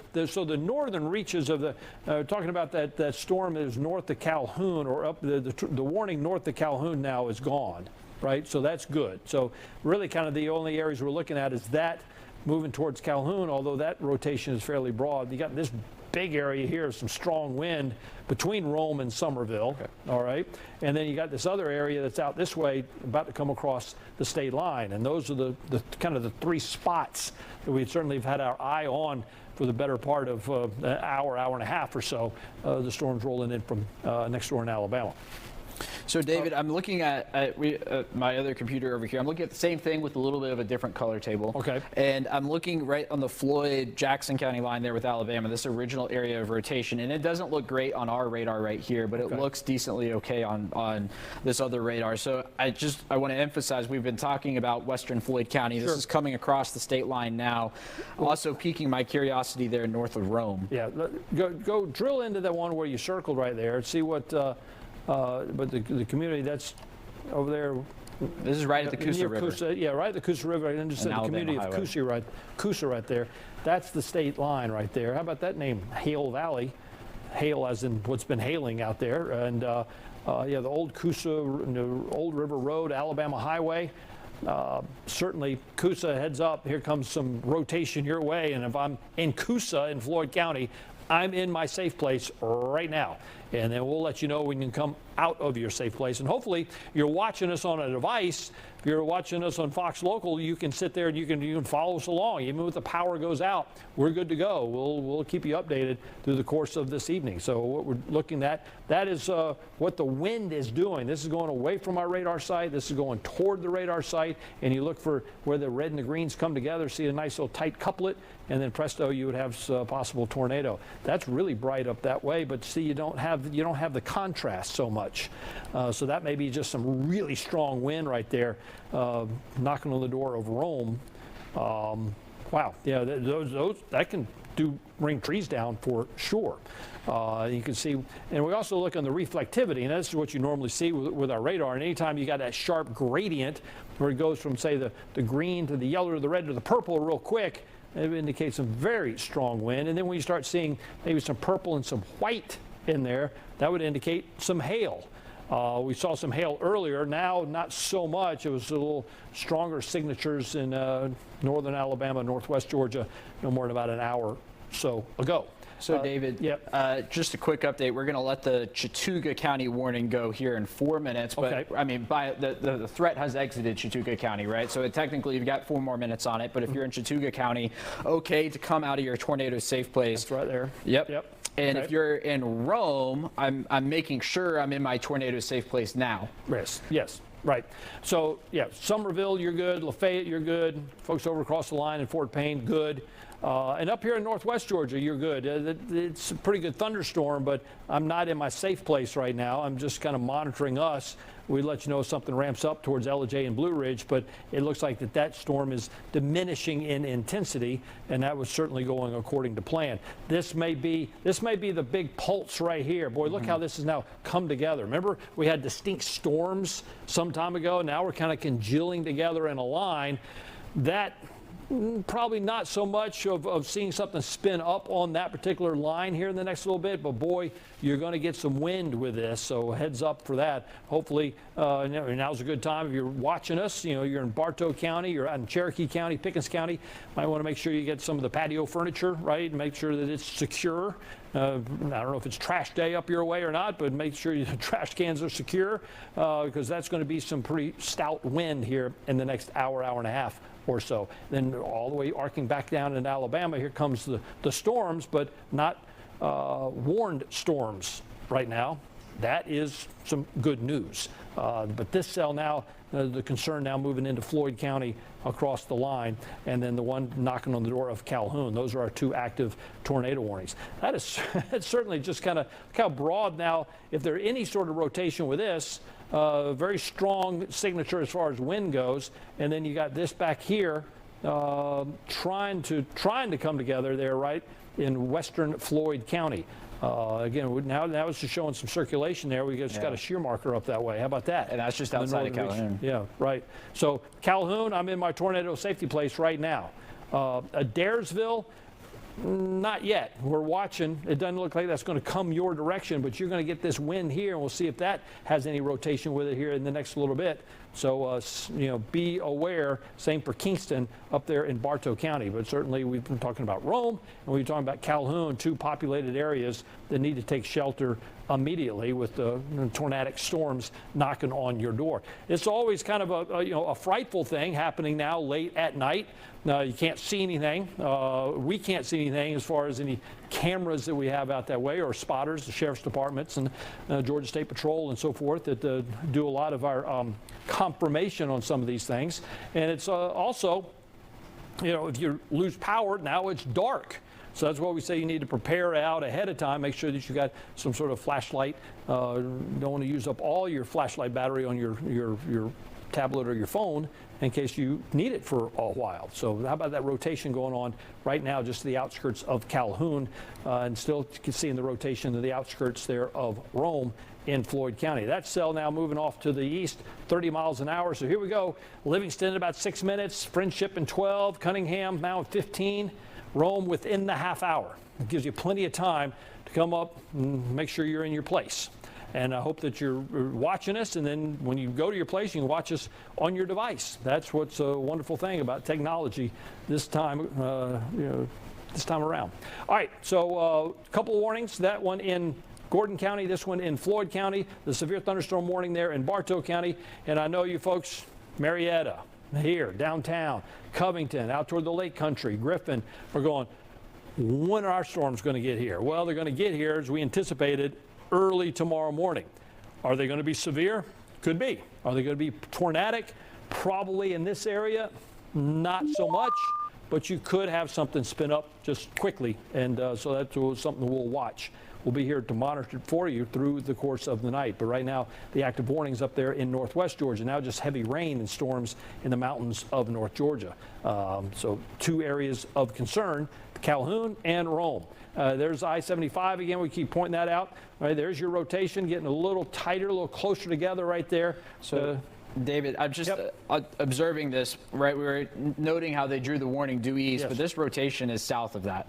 So I think we are moving east-southeast. So if you're, look, I know some people are going to be laughing at Buc-ee's on the map, but everybody knows where Buc-ee's is, which is why it's on the map. And if you're in that vicinity, that is where you need to be in your tornado safe place right now. I'm going to quickly flip this over to our debris detector. I'm not seeing anything jump out at me, but I am looking at just a little bit of lowering right in that area. It does not scream tornado debris signature to me at all, but it is piquing my curiosity, and it's something I'm going to watch. But I've seen this tighten up here in just the last couple of scans. Yeah, and we'll watch the scan, then you go back to reflectivity to see if we can get any sort of, there's not really what we call the notch, the inflow notch, the air going like this, trying to wrap that rain around it.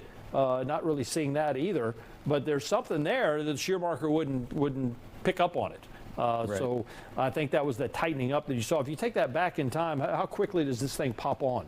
See, it's boom right there. Yeah, exactly. And we've got a tornado skit, so let's see. It's 2.4. 2.4 on the skit there.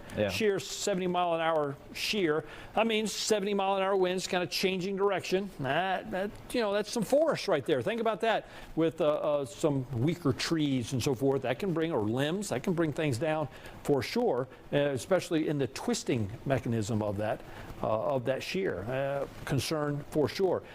You're right. So Damascus, Resaca's out of the polygon, but Calhoun, this is kind of drifting there. See, is that what that's the next scan? Kind of drifted a little further down to the southeast. So there's Oostanala, the community of Reeves, McDaniels. If I'm in McDaniels, certainly in my safe place right now, protecting myself from the storm. Basement, lower level, interior room, away from windows and doors and closets. Interior bathroom is great to be. And then into the Blackwood community, and again, I-75 right there. Lily Pond, that community there. So Farmville, the other side of Buc-ee's. Buc-ee's obviously right on the interstate. So we'll see how that kind of transpires here in the next scan from Fox 5 Live Viper. Interesting. All right, back down towards the Rome. So this, look what's happening here. All right, so this is really broad here. So it might tell me that the wind's going to start picking up there on the backside of that. Annandale, Livingston, this is the area that was under the gun. This is under the tornado warning there in Floyd County as it moves from west to east. This was a cell that had a history of damage. These cells, the ones we're showing you, when they're back in Alabama, they've knocked things down, they've caused some damage. Not seeing any big reports out of our area yet, but it's still early on, and of course it is late at night. We don't know what's over roadways. What does our power outage situation look like? Can we pop that on? Let's just out of curiosity see if we had a bunch of power outages back over here in Alabama over Huntsville. Look at that showing up. That's over 10,000 users without power, now 14,000. And then now you're starting to see a little bit there in Floyd County. That was up in Whitfield County with some of those storms. Up in Dade County, a little bit of some power outages. And so it's fairly sporadic, so good news. Nothing really widespread. So a lot of times we'll look at this map, and this thing will be moving in this general direction, and you can see those power outages increase with the intensity of the storm. Here, the more intense storms were over Huntsville, and now these have kind of moved into parts of northwest Georgia. Yep. So, well, actually, here, let me run back over. I was going to say something real quick about the power outage map. It's typically our first sign that something has happened. So the fact that we don't have any in Walker and Chattooga County is an encouraging sign right now. And honestly, looking back into Alabama as well, I'm kind of surprised we don't have any in DeKalb County, Alabama. Yeah, back here and up here out of Scottsboro, boy, we were looking early on, Alex, that was a heck of a storm that was in Scottsboro as it made its way to Dayton Walker. And then in around Fort Payne and Weiss Lake, we had some tremendous amount of rotation as well, but no reports of significant power outages right now. And that's good. Yeah, and we are getting some damage reports now. Yep. All right, so take you up to Whitfield County on Houston Valley Road, multiple trees in the roadway confirmed by the sheriff's office, and unfortunately, a driver hit one of the trees, but is okay. That's from the emergency management director up there. So obviously, and that's important to note as these storms come together as a line, David. Even if we don't get that tornado threat to continue, we are still going to be looking at a straight line wind threat. And we've been talking about it for days here on Fox 5. That is going to be just as much of a concern tonight, particularly in the metro area, as that tornado threat is right now in northwest Georgia. At the end of the day, it doesn't matter how a tree falls, whether or not it's straight line winds or a tornado. It's the fact that the tree falls. And if it falls on your house, that's not a good situation. So obviously, we've got those 2 tornado warnings right now, but I'm also paying attention to that severe thunderstorm warning. I don't think this is a night to really discount those in those areas. Yeah, not at all. And of course, we've been talking about that being the southernmost tornado warning that we had. And you look back parts of Alabama, we haven't pulled, or Birmingham's not pulled the trigger on any active warnings out that way. And as I look at that, I think that's good. Right? We're still going to get into an environment that may support something, but early on we were looking at some of those pretty big, broad rotation of some of those thunderstorms down that way. Thunderstorms nonetheless, but we're not seeing anything that demands our attention right now like these couple storms that are here to the northwest of metro Atlanta. So I think that at some point we'll get the rain and the wind and the lightning and the thunder into the metro area, but we always said it was going to be midnight and beyond, and here we are now rolling towards 11:37, and these are just off to the northwest. The BTI hasn't changed much. The hail size 3/4 of an inch. There's the severe thunderstorm warning for Bartow County. This cell now heading towards the Buc-ee's in Blackwood in 8 and 9 minutes. Farmville in 14. That's up there in Gordon County, coming up right across I-75. Boy, but the rain is torrential as well. That's what you get with these things now, with a tremendous amount of tropical moisture that we have and coming up out of the Gulf. And boy, it just brings it down big time. There's your other active tornado warning. Here's the city of Rome heading out toward the west there, in and around the Rivermont area, Castle Cove, the Hidden Valley, some neighborhoods, Friendship, again, out just to the west of Rome. Some rotation with that, but it's still a tornado warning. So if I'm west of Rome, I'm in my tornado safety place for sure. You know, it's Atlanta Junction, if you know those areas, Forest Heights. There's Pepperell High School to the south of Rome. There's city of Rome proper. This area, we're going to see some really gusty wind, and then we'll watch and see if we see any sort of rotation going on. Right now, it's the red and the green not meeting up right next to each other, so we don't have any. We don't have a couplet yet, but the National Weather Service holding on to that tornado warning there in Floyd County for at least the next several minutes. So no discussion as of whether we're going to continue that. I think it says a lot where we continue it with a severe thunderstorm warning on into Bartow. All right, David. So we've got this area of rotation. Yep. Crossing I-75. Right at Buc-ee's. Yep. We've got a camera right there. All right. There we so go. this is going to be that exit right there. This is just over the Gordon County line, and we're watching to see if anything happens in this next little bit. Noticing on the camera a decent amount of lightning. I'm also noticing a huge uptick in the lightning right now over Gordon County. So if you're in Calhoun, you're hearing a lot of thunder. You're in your tornado safe place there in Calhoun. Also getting a report now of power out near Shorter University and a transformer blown on Ridge Ferry Parkway there in Floyd County. So we're watching that. I've also gotten a report of an electrical fire up in Gilmer County, right? So this is reinforcing the idea that even if you do not see a direct hit from a tornado, wow, okay, look at this camera. Look at this wind, David. Look at that. All right, check that out. Let's stay with this for a little bit. Look at those stoplights. It is blowing through the area. David, I would not at all be surprised if we were looking live at a tornado right now on the ground. Yep. And in fact, looking at this, well, there goes a power flash. Yep. All right. So I think we have a tornado right now in Gordon County. This is Gordon County, I-75, right near the Buc-ee's. We've been tracking this all day. Look at the street lights there. Did we just lose them? Looks like we lost the street lights. Now, we saw the power flashes, and we're looking. Which direction do you think we're looking right there? I think so that's towards the interstate. So I think we would be right in it. But so I tell you what, can we do this camera and the radar in side-by-side boxes? Because I can show you exactly what we're looking at. If you are in Fairmount, I'm pretty sure we just saw a tornado cross right at the exit where Buc-ee's is, and it's moving. That big gust of wind, for sure. All right, so it's still going on. Look at that. Look at the street lights. Yeah. Tornado warning now coming for Gordon County. We had a tornado warning. They're reissuing this. This is going to include Fairmount. If you are in Fairmount, we just saw a tornado on live TV cross the interstate, and this is headed east now at 30 miles an hour. Okay. It crossed the interstate right there at Highway 53. There's your new box right there, and it goes till 12:15. Yeah, so that was a good call to get that camera up. It's still, I mean, we're still getting activity there. I don't know what that bus is doing, where do they think it's going at this particular moment. Not a good move.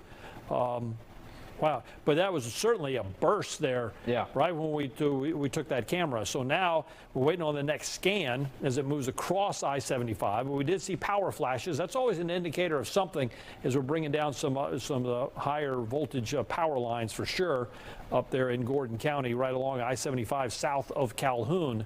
An active tornado warning going on as you look off there towards I-75. Boy, look at the torrential sheets of rain with that. Boy, that is just something else. The wind's still whipping, but just a couple minutes ago, that was something else to see. All right, so we can go to the map there and show, and we put a track on this cell. This is what we were looking at right there. This is our shear marker indicating that rotation. And now they extended this particular warning now toward the Fairmont community, just to the north of Adairsville. All right, so Adairsville, you're probably seeing a thunderstorm, but you're not seeing the rotational aspect of this thunderstorm. So there's a Farmville community, Sonoraville up there in portions of Gordon County, and was that West Road? Yeah, so these are the areas now to the east of Buc-ee's that I'm going to my tornado safe place for sure. Now, it's interesting with the reflectivity. Go back down there, Alex, you can see where that there you go. It's probably pretty good hail core going on right there. Yeah. Along the old Highway 41. Again, there's 75, so just to the west of that, tremendous amount of hail. And the rotation, a lot of times rotation now would be a little further to the south of that, but it looks like it's almost right on top of it. Wow. So if I'm along Westlake Road, Folsom Road, if I'm along Fairmount Highway, Self Lake Road, still going here, Sam Hunt Road. We're heading toward Fairmont. Right. That's where we're going. And going towards Fairmont, I need to be in my tornado safe place right now. Yeah, look at this. Look at that couplet. Yeah. Look at that right there. Yep. There you go. That was what came across I-75, and the shear marker's still picking that up. Now, see if we can get some sort of debris is kind of being hidden there. Oftentimes that debris gets lofted, but that's not so much a signature there. You look for something out on its own. So we'll keep an eye on that here in the next couple scans just to see. All right. So we got another camera. This is going to be Trimble Hollow Road on 75. All right. Still looking at a lot of wind in this area.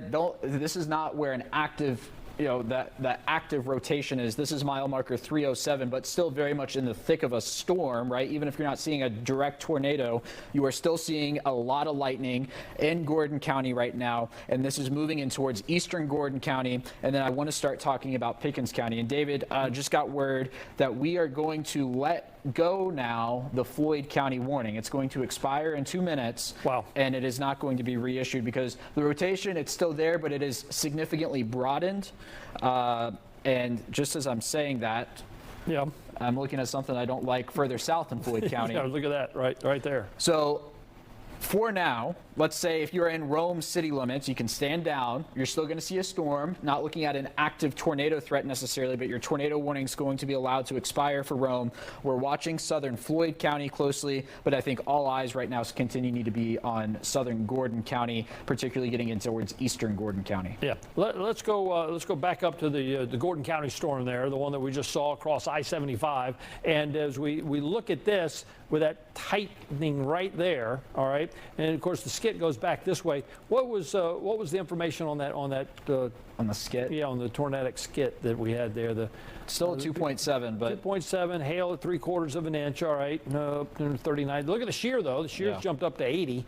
and that's a little old, right? That's centered back on the other side of the interstate. That's right. So we'll get an update here in just a minute as they move that. But the warning now, this is the cell. It's not so much kind of north of Calhoun, Damascus. You can kind of stand down. But we've been talking about the community of Fairmont needs to be ready to see the possibility of this tornado coming your way. So there you go. There's the next scan. All right, so pop it on. Let's see what happened. 2.8, it's kind of the same, right? Shears down a little bit. Okay, so it's pulsing. And heading towards the Farmville community here in just a couple minutes. Talking Rock and 26 now. That's getting up towards the Pickens County area. We'll see if it does hold together as far as this rotation along this line right here. But that was where, well, that was something else seeing it with that camera there at I-75. Wow. Okay, Fairmont. Okay, so there's Pickens County. Here's Cherokee County. So Waleska, you're probably there. You're probably hearing the rumble of thunder, probably seeing the lightning off to your northwest. Look at this in this view right here. The lightning strikes 300 something. Look, as we roll that loop, roll that loop one more time there, Alex. And so it was in 200s, now in the 300s. We look for the ramp up of the lightning, wasn't all that, but that's still pretty impressive to have that many cloud to ground lightning strikes just in the last 10 minutes. Almost continuous, certainly right on I-75. You talked about the storm there in Rome. Look what happened. Boom. Great.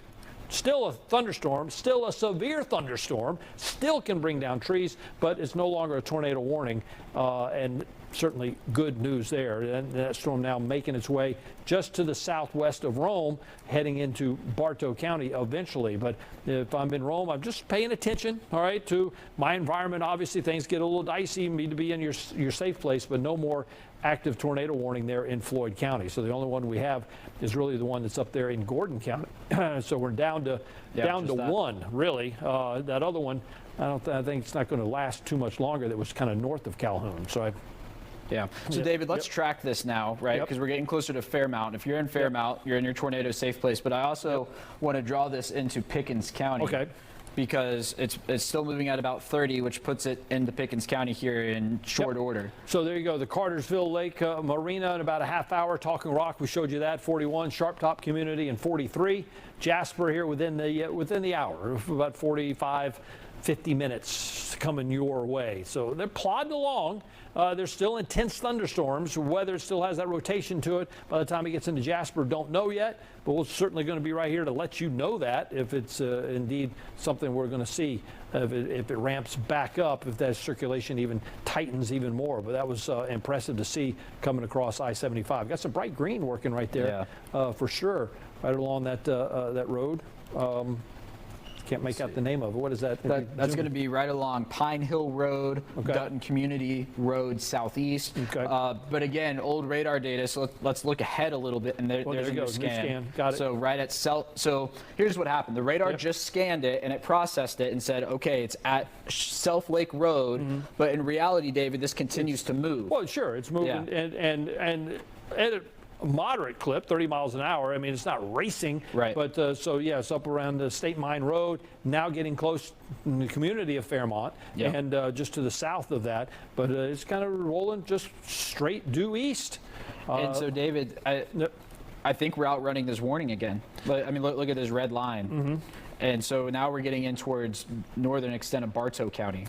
Yeah, there's the county line. See that right there? Yeah. So that's south of Fairmont. Now you're into Bartow County. So, will they bring in Bartow County in this? We'll see. What's the elevation now when you're looking at that particular couplet? 5,300 feet. Yeah, so a little more reasonable. A little more reasonable, right? Exactly. Of taking a look at that circulation in the particular cloud, right, and seeing if that's going to translate down to the surface. So we're going to see a new severe thunderstorm warning pop in here in just a couple of seconds. That is going to include a large part of metro Atlanta. Okay. So this is going to be this line of storms moving in now, and it's going to include a lot of counties, and it's going to, here we go, Bartow, Pickens, Cherokee, Floyd, Cobb, Polk, Gordon, and Paulding counties. This is going to be a severe thunderstorm warning with that tornado possible, and that's going to go until 12:30. I was going to draw it, see if I could predict where it was going to go. So, yeah, really getting into the metro area. It does not include Marietta yet, but it includes Ackworth, Kennesaw, Dallas, Hiram, Canton, Altoona Lake, That's a severe thunderstorm warning now that has kicked in with the possibility of seeing a rotating thunderstorm. But certainly damaging winds is going to be on the top of that list with some possible hail and some very heavy rainfall and the cloud to ground lightning as well. In this view now, you're looking at 600 something lightning strikes across North Georgia. So that's causing quite the ruckus. But notice as we're kind of let's go back down into this tornado warning storm, because I want the folks in Fairmont to have plenty of notice that it's coming in your direction. And all right, so there's the tornado polygon, yep. But it's kind of right on the edge of that Perry Road. Yeah, and as we make our way into southern reaches of the community of Fairmont, this is the area that we want to be in our safe place right now, because this is scans fixing to change, and boom, it's going to be right on top of you. So, and so David, I want to get. I'm thinking out loud here. Mm-hmm. If you're along Highway 411, excuse me, and you're the next scan. There you go. You're right there. This rotation is right there on that red flashing line, which is the edge of the tornado warning. Mm-hmm. So if you're in northern Bartow County, you're technically not in a warning, which means you haven't been alerted to this. So I want to give a heads up. Right at the Gordon-Bartow County line is where this is going to cross, and then that's going to get into Cherokee. Cherokee, and there's Pickens, right? Yeah. So all this is all those counties come together. And then there's also this little thing down here. Yeah. It's nothing major yet. But right.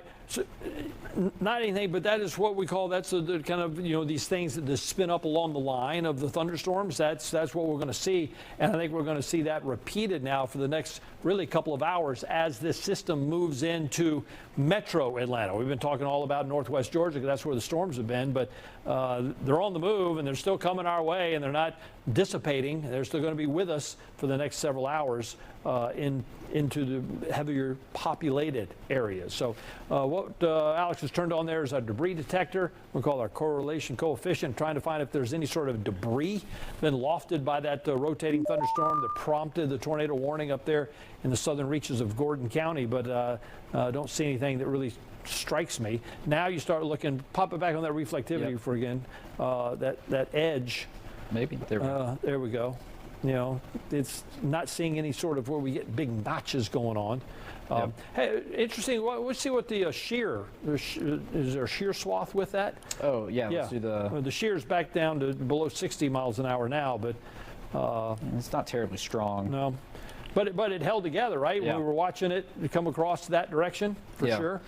Got a little bit down here for the south, but that didn't amount to a whole lot. But it was really strong. There's a strong signature there. Yeah. The other side of Bucky's. Okay. So thinking out loud again, 11:52. This warning goes till 12:15. I think that your tornado threat is coming to an end in Gordon County, and we are going to get a new warning. Okay, here we go. Yep. New warning is coming for Pickens in northern Cherokee County. All right. So now we're starting to get into Metro Atlanta. Yes. We're going to see this be issued here in just a couple of seconds.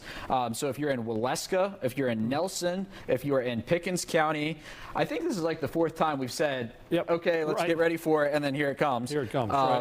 We're going to see a new red flashing box pop up on the screen here in just a moment. So this is coming for parts of Cherokee County. I do not anticipate that this is going to include Canton. So if you're in Canton, I'm watching this, but I'm not of great concern about it. But if I'm in Waleska, I'm about to head to my tornado safe place, which is the lowest level, most interior room, away from doors and windows, putting as many walls between you and the outside as possible in the course of the next couple of seconds. So if you're in northern Cherokee County, if you're in parts of Bartow County and Pickens County, your phone's about to go off. You're about to get that wireless emergency alert. It's going to make a loud sound. And again, it's 11:53 at night. If you've got friends or family in these areas, in the White area, in Fairmount, Waleska, and south of Jasper and Pickens County, I'm calling them and I'm waking them up to let them know that this is coming. Likewise, if you've got a permanent structure and you've got a friend who does not have a permanent structure, I'm calling them saying, hey, right now you're over here,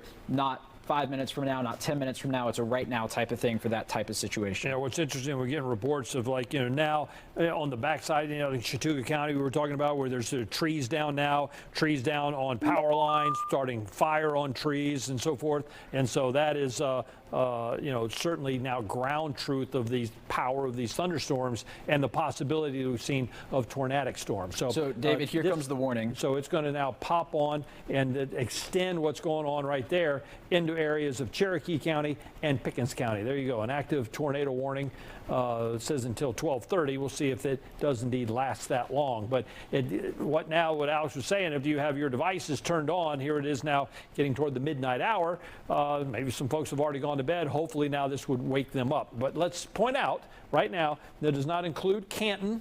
All right, doesn't include down towards Holly Springs, but it does include Burris Crossroads, Sharp Top, Jasper. The city of Jasper is included in that. Northern Pickens County, not so much.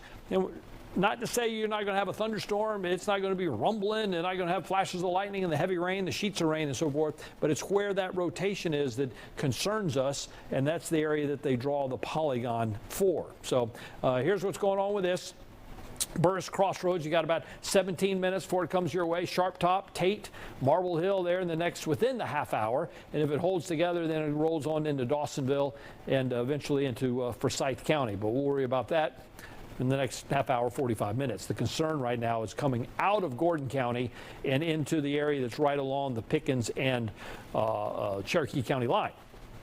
Jerusalem, Talmadge, Salacoa is going to see perhaps a Beasley Gap is going to see the possibility of rotating. There's Sharp Top right there, if you know where that is, and parts of Cherokee County and Burris Crossroads. And this is the end of 575. Right there, yep. So if you're familiar with northern Cherokee County, right, you're in the Waleska area where 575 comes to an end as you cross into Pickens County. That is right where this is headed. So David, let's get some roads in here. Let's do it. This is going to be Reinhardt College Parkway, so close to Reinhardt College. That's going to be Salacoa Road.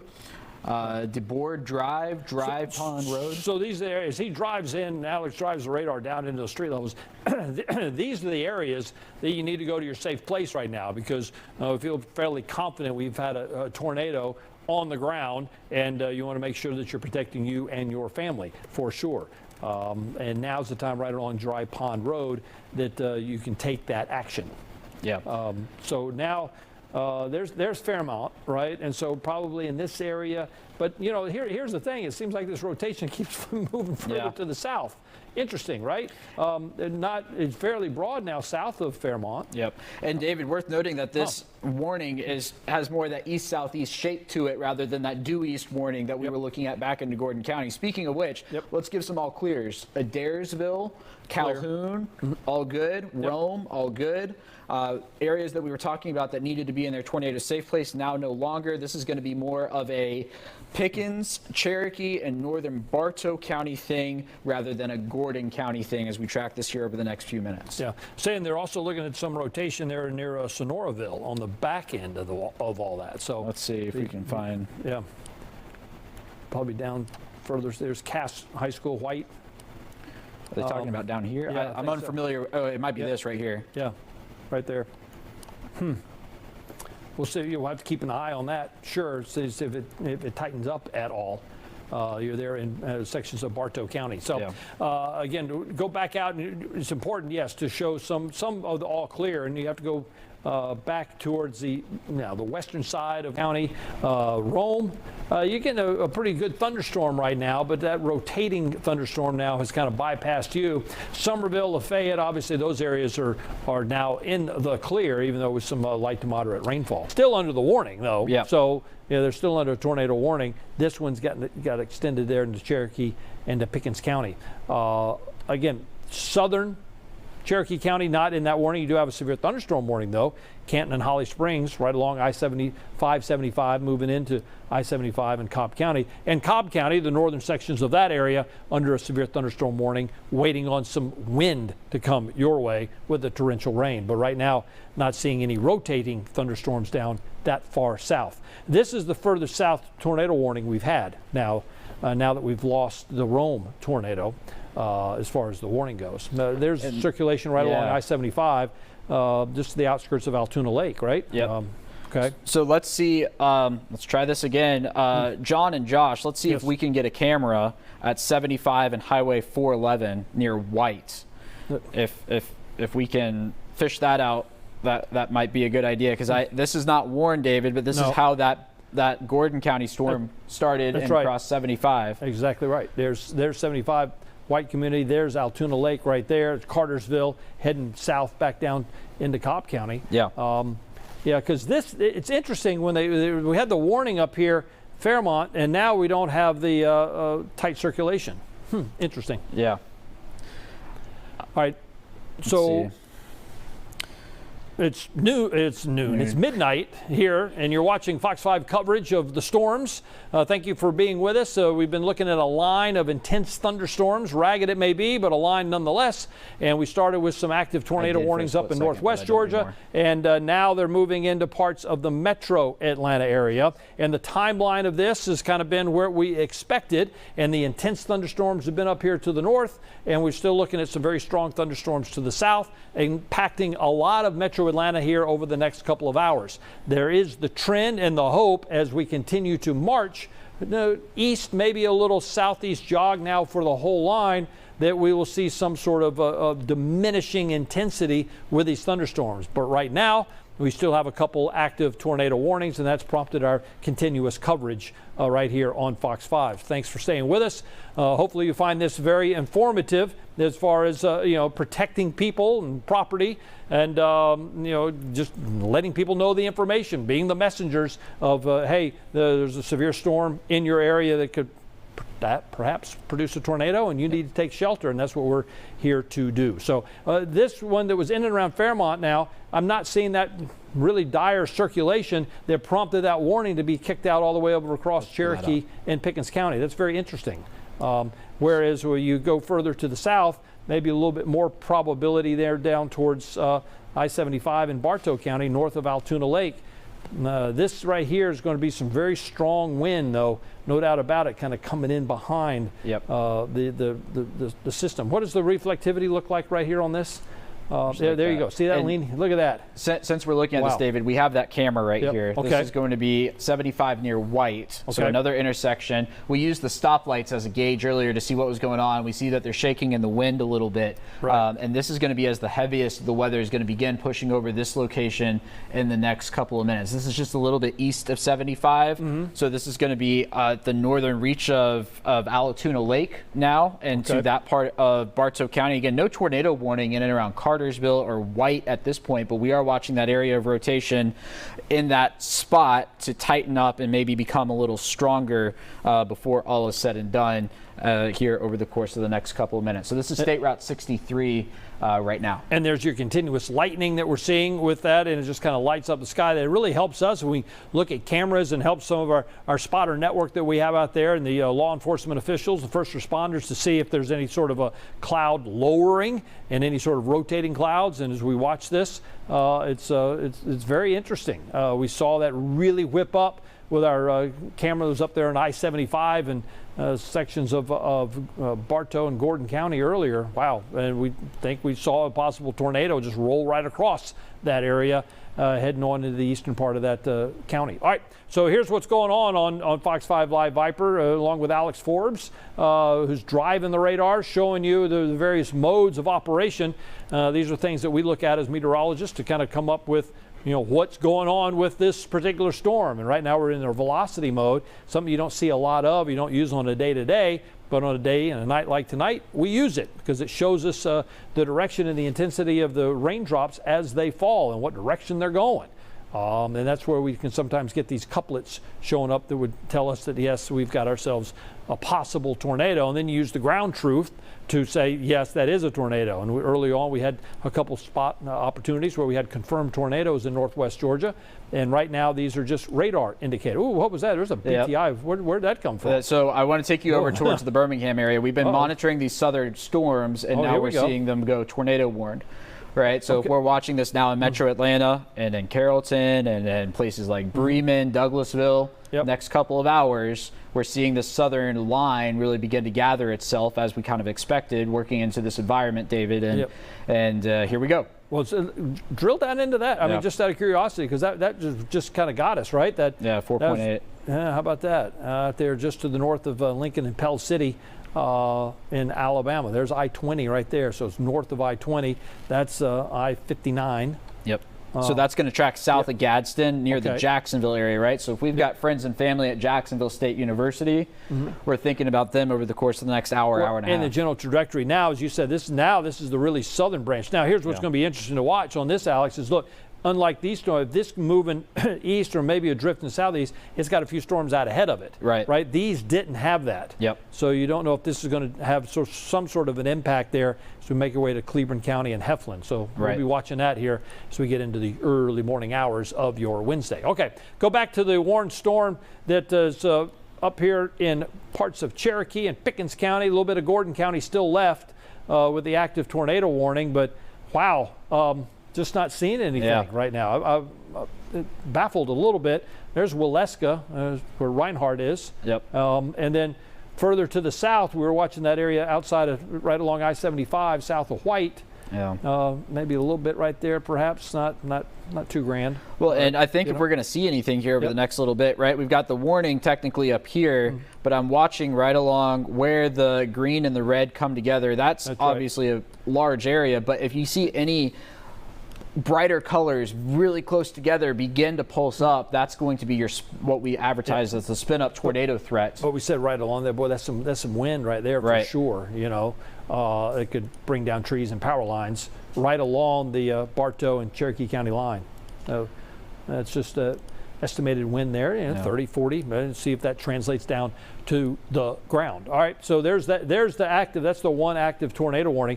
The yellow you're seeing flashing, that's the active severe thunderstorm warning that is just encompasses many counties as this line moves on in. And you can kind of see that here, even on the base velocity. Go back to reflectivity. There you go. All right. So what we'll look for in this, all right, so this is kind of trying to come together.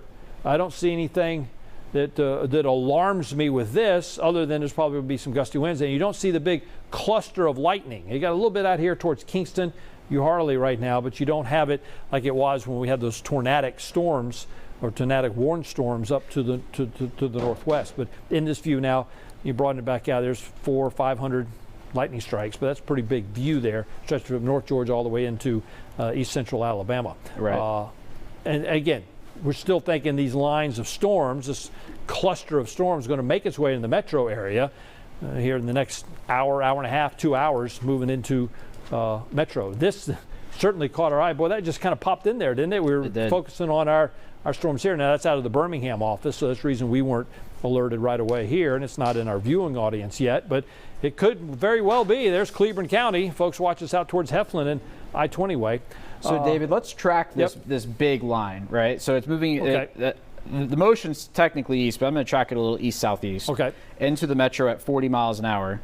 All right, there we go. Something kind of like that. So now you're looking at, Altoona Lake here in the next 5 minutes is really going to pick up.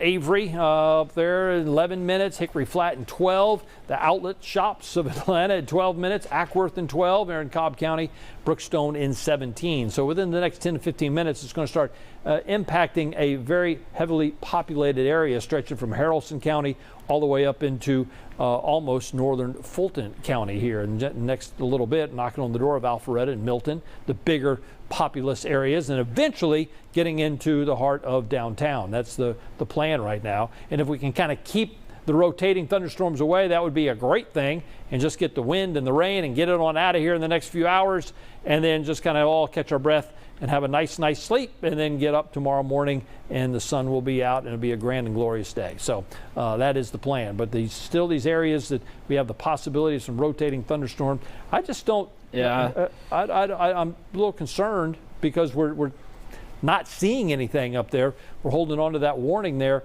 in portions of Cherokee and Pickens County. And I'm asking them right now if they're going to continue that. I'm not seeing it either. And this is the time of night where we don't want people to lose sight of what's going on, but when there's nothing that we're picking out at this range from the radar now, right? We're relatively close to the radar. We don't have that same issue we had earlier this evening. But Let's see what they say. All right, so Calhoun, Adairsville, Rome, you can kind of stand down right now. You're probably getting some wind and rain, but you don't have a threat of any severe thunderstorm right now. It's kind of all moved out of your area. There's the lightning there on the other side of Rome, between Rome and Cartersville as we speak. How about the rain going on still up in North Georgia? Boy, those storms lost their intensity and didn't fire back up. Great news there. And then we got the one storm in Pickens and Cherokee, and then it goes all the way back down into east central Alabama on the other side of just to the north of I-20, pressing in this general direction. So we've been saying all along, right here in the heart of the city, Cobb County, and then over towards Douglas County, you folks on the west side, Carroll County, your storms are coming. They're just going to be there in a little bit. I mean, now here we are, 12:10. Give it another hour or two, and then they'll be rumbling in your area. Hopefully not too severe and hopefully not tornadic, but we'll be here to watch it for you and make sure that that's going to be the case. Still, that storm out there to the other side of Jacksonville really kind of surprised me because there wasn't any active warnings out there, and then boom, they just decided to flip the switch. But you can see why. I mean, yeah. And David, this is what we're not seeing, right? Yep. In Cherokee County, I just want people to lay eyes on it, right? You get the bright greens, you get the bright reds, and that's what we're not. And the lightning. Yeah. And the cluster of lightning there in Ragland, if you know where that is, there in parts of Alabama north of I-20. Heading towards Jacksonville. Oh, there you go. There's your rotation detector right on top of Ragland. Certainly prompted, and now we're not seeing any debris signature right there. But boy, the shear. It really picked up. Yeah, that ramped up in a hurry, right? Yeah, I did. Look at that. You're coming down Springville and Margaret there, north of Pell City, and then boom, all of a sudden, you got yourself a rotating thunderstorm. Yeah. Let's see what type of environment it finds its way heading towards just to the south of Jacksonville here in the next hour or so. It'll be interesting to monitor that one because it's probably going to come across the state line here over the next couple of hours for sure, within the next couple of hours. So David, just as a locator here, right, if you're driving out Interstate 20 and that's where you cross the Coosa River and you're getting over towards Birmingham, that big bridge where it opens up to 3 lanes, that's right, it's just to the north of there. Okay. So we're tracking this out of the Birmingham Metro now, as we mentioned, probably going to pass Jacksonville down to the south, but the folks over in Cleburne County, they watch us here at Fox 5. There you go. You know, that right storm's probably get about 45 minutes to an hour out from that Cleburne County line. Yep, right there in Heflin. There's I-20, and then you start across the line into Tallapoosa and our region here in our state. But again, they got some storms off to the north there. See how that's going to impact if it's going to kind of pull it back down to the southeast. All right, so we're holding on to this tornado warning. What did you get a response there? No, not yet. But looking in the storm again, we've got just generally speaking, right? When we say broad, we mean big. And big we're talking several miles wide of a rotating storm. So for 14 miles right now, we're seeing wind blow this way. Yeah, so you imagine that, doing like that, right? Yeah. And it's pretty bright up there too. Yeah. Pretty bright indicators. Let's query that. Yeah, just to see what the wind speed is to the northwest of Waleska up there. Near 50-mile-an-hour winds. And again, you have a string of those, knocks trees down, knocks some power pole down perhaps. Yeah, for sure. And let's check the power outages because we mentioned it earlier, right? Typically they're a good indicator for when things have happened. We've seen some things happen up in northwest Georgia, but nothing crazy, right? Like it's nothing that we haven't seen before. So let's see. In Floyd but that's County, how the storms were going, right? So you're seeing where the power outage is now starting to add up a little bit. I mean, it's nothing drastic. Certainly not what we saw with Hurricane Helene or any sort of big severe weather outbreak, but it's power outages nonetheless, and it's fairly widespread now, stretching from Dalton all the way down to Rome. But I think that may increase now as we make our way from the northwest to the southeast with those storms. Right. And it's all relative, right? The same type of damage that's caused in Bartow County that caused 200 power outages, if that were to happen in Cobb County, right, that might be several thousand. That's right. It's just the type of environment we're working in and the amount of people who live there. And in fact, when we look at it in terms of the percentage of the counties, you see it's not a whole lot of any of the counties either. No. Good news. Yep. Awesome. All right. So we're still holding on to this tornado warning. We're staying with you here until we deem that it's not a concern, but we're hanging with you because we seem to think there is a bit of a concern with that particular cell because, that looks a whole lot more ragged than it used to. That cluster of lightning there, but It's the storm out over Alabama that really probably is now #1 on the list, where these now are secondary. Well, and David, it's interesting to note. So I put the loop on here over the last 30 minutes. We've actually jumped up in the lightning. We've gone from about 600 to 650. Okay. I think some of that's probably that Alabama storm gaining a lot of lightning too. Yeah, in this view, watch this. It pulses up pretty good, right? If I eliminate that, watch, we go. Yeah. There we go, 514. You've lost some. Right. So here's your Cherokee High School camera now. Ooh, see a lot of wind near Cherokee High School. Pretty good wind. Look at that. Look at intersection. Can we take that full so we can see that top up there? So that's State Route 5. Wow. Right there in Cherokee County. So regardless of a tornado threat, right, we still have these strong winds, and it doesn't matter how a tree falls. It's just the fact that it does fall, and it can happen in a situation like this. So Cherokee High School, right, this is right in Canton. So this is going to be south of your tornado warning. All right, here getting new information now that it looks like they're going to plan to cancel that warning in Cherokee and Pickens, right, with the rotation being so broad. So just as we were talking about, right? But again, we're going to lose the warning. We're still going to have severe thunderstorm warnings. We're probably going to have many more of those tonight, David, and they're not something to discount as we work our way through the overnight hours. Certainly as you look live in Cherokee County, I would expect to see something similar to what you're seeing right now on your TV screen in places like Milton, Alpharetta, Forsyth County, Northern Cobb County, and within the hour, before 1 a.m. as we work through this during the overnight hours. Okay. Do me a favor here. Pop back on Fox 5 Live Viper for a sec. And all right, so as we talk about this, can I have you reset the max over there? Reset the max, and we'll take some folks through something right quick as we kind of wind this down as we continue to watch the thunderstorms. All right, so all right, now lose our severe thunderstorm warning. Give you kind of the overview. All right, this is now the perspective we've been waiting to do. We were diving down into the active warnings. We have no more active tornado warnings in our area for now. Doesn't mean we're not going to have any develop, but for now we're kind of quieting down as far as that goes with the rotation, but not so much with the thunderstorms. All right, so let's go into that complex of thunderstorms right now, and you can see that that polygon is a severe thunderstorm warning, going to continue now into the early morning hours. There's the leading edge moving off to the east, southeast, maybe a little drift, about 35, 40 miles an hour. So these are the areas now going to be under the gun within the next 10 minutes or so, within 10 minutes. Well, 2 and 3 minutes, Altoona Lake, but you get the idea. Alpharetta here in the next 25. So now the major metropolitan areas are gearing up for storms capable of wind, probably some hail, certainly cloud to ground lightning, and you get that torrential rain also. We've seen that with a bunch of our cameras out on the roadways. And this extends all the way back into Alabama. All right, so the concern is we keep watching this rotating thunderstorm out here just to the west of Jacksonville, Alabama. The general motion of that putting it heads up there, Cleburne County, Alabama. That might be something that we're going to be watching in the next half hour, 45 minutes or so. All right. And David, since we're here real quick, just something that's jumping out at me in northern Cleburne County. The shape of that storm, and then you're getting a little bit of green mixed in there, and maybe some hail, but a lot of lightning right now in northern Cleburne County. So that caught your eye, that knot right there, didn't it? Yeah, and the little lobe kind of hanging down right there. Yeah. So we know that there's some broad rotation with these, just like we saw that one kind of ramp up. So this is one now in northern Cleburne. Doesn't have an active warning with it, but again, we'll monitor that and keep an eye on it. All right. So let me walk you through a little bit, show you that we're still holding on to a tornado watch.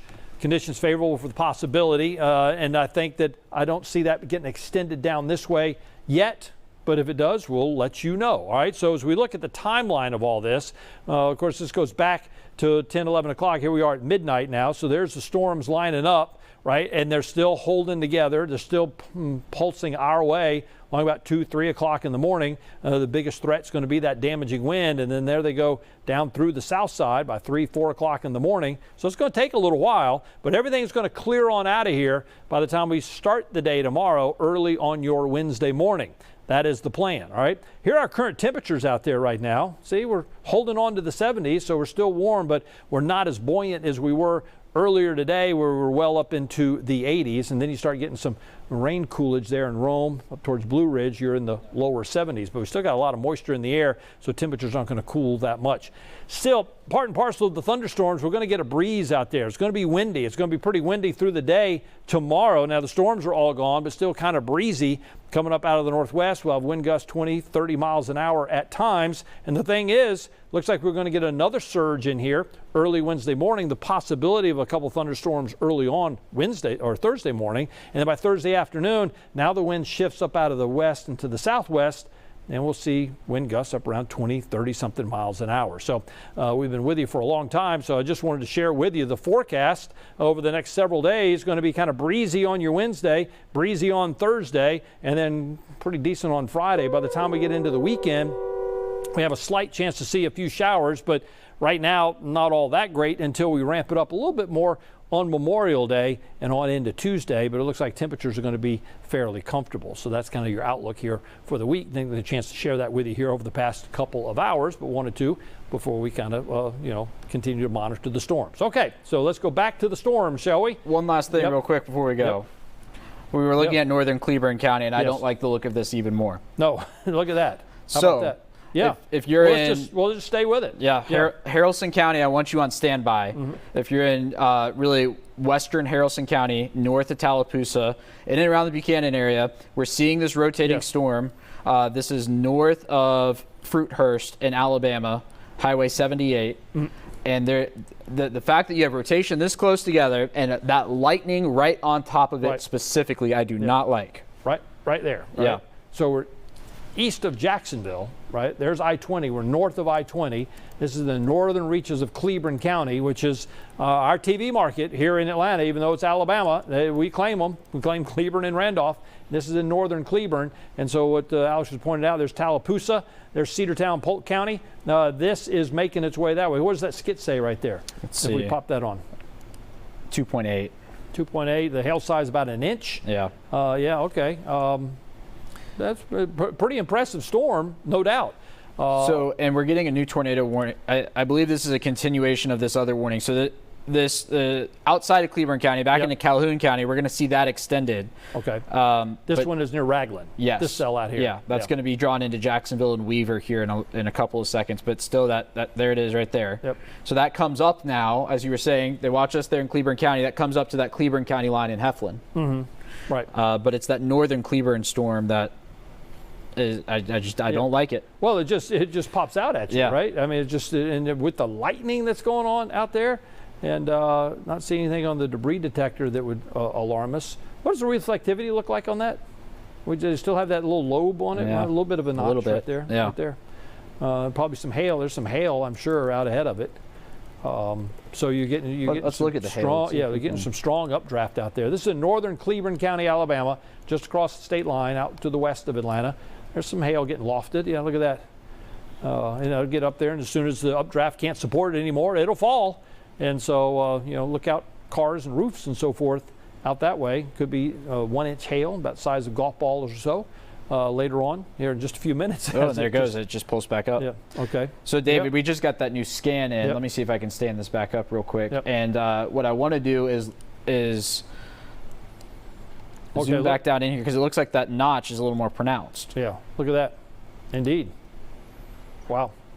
All right, so this is covered by their friends over in the Birmingham office. And then once it comes across the state line, then, of course, the Georgia folks in Peachtree City get a hold of it. So I'm sure they're monitoring and looking at that. Did you see what popped in here? Yeah, new severe thunderstorm warning. New severe thunderstorm warning now that includes a lot of the heart of Metro, from Marietta to Alpharetta up toward Lake Lanier and Hall County, just to the top end perimeter. So this is just getting extended, but it has a little bit of a southeast drift to it, don't you think? There's storms, some of them are moving east, some of them are kind of coming down to the southeast, but thank goodness we're not seeing the tight rotation with any of those storms. Interesting to note, can you tell me, is there a TOR tag on that? That's what I'm looking for right now. I would be surprised if there's not one. And actually, so there is not one. Yep. And it's probably because it's so big. Well, that, and also remember that area is not under the tornado watch. Tornado watch. Yeah, right. That is correct. And there was really not any talk of getting that tornado watch extended either. Yeah. During the course of the night as we were monitoring all that. But still two broad areas, right, that we're watching pretty closely. One pushing through Cherokee County. Okay. And look, in Cherokee County, you're getting strong wind right now. Sure. There's no question about it. It's just that there's no area of rotation that's tight at this exact moment. But if you're in Milton, Alpharetta, Ackworth, you're about to catch the brunt of the storm, and then down towards the Dallas area. But again, nothing that's tight jumping out at us, certainly not like what we're seeing over in Cleburne County right now in Alabama. Yeah, but boy, that initial surge, boy, is going to have some wind to it for sure. And, you know, I'm surprised. And it's late at night, I get that. And folks are responding, first responders, to various things that we don't have. You know, it's interesting, we don't have a lot of reports back across Floyd County and Chattooga County and Gordon County, where we had the onslaught of those severe thunderstorms early on. Right. Yep. And honestly, we mentioned it earlier, the power outages. Yep. I mean, there are some, don't get me wrong, but there are not a ton. No.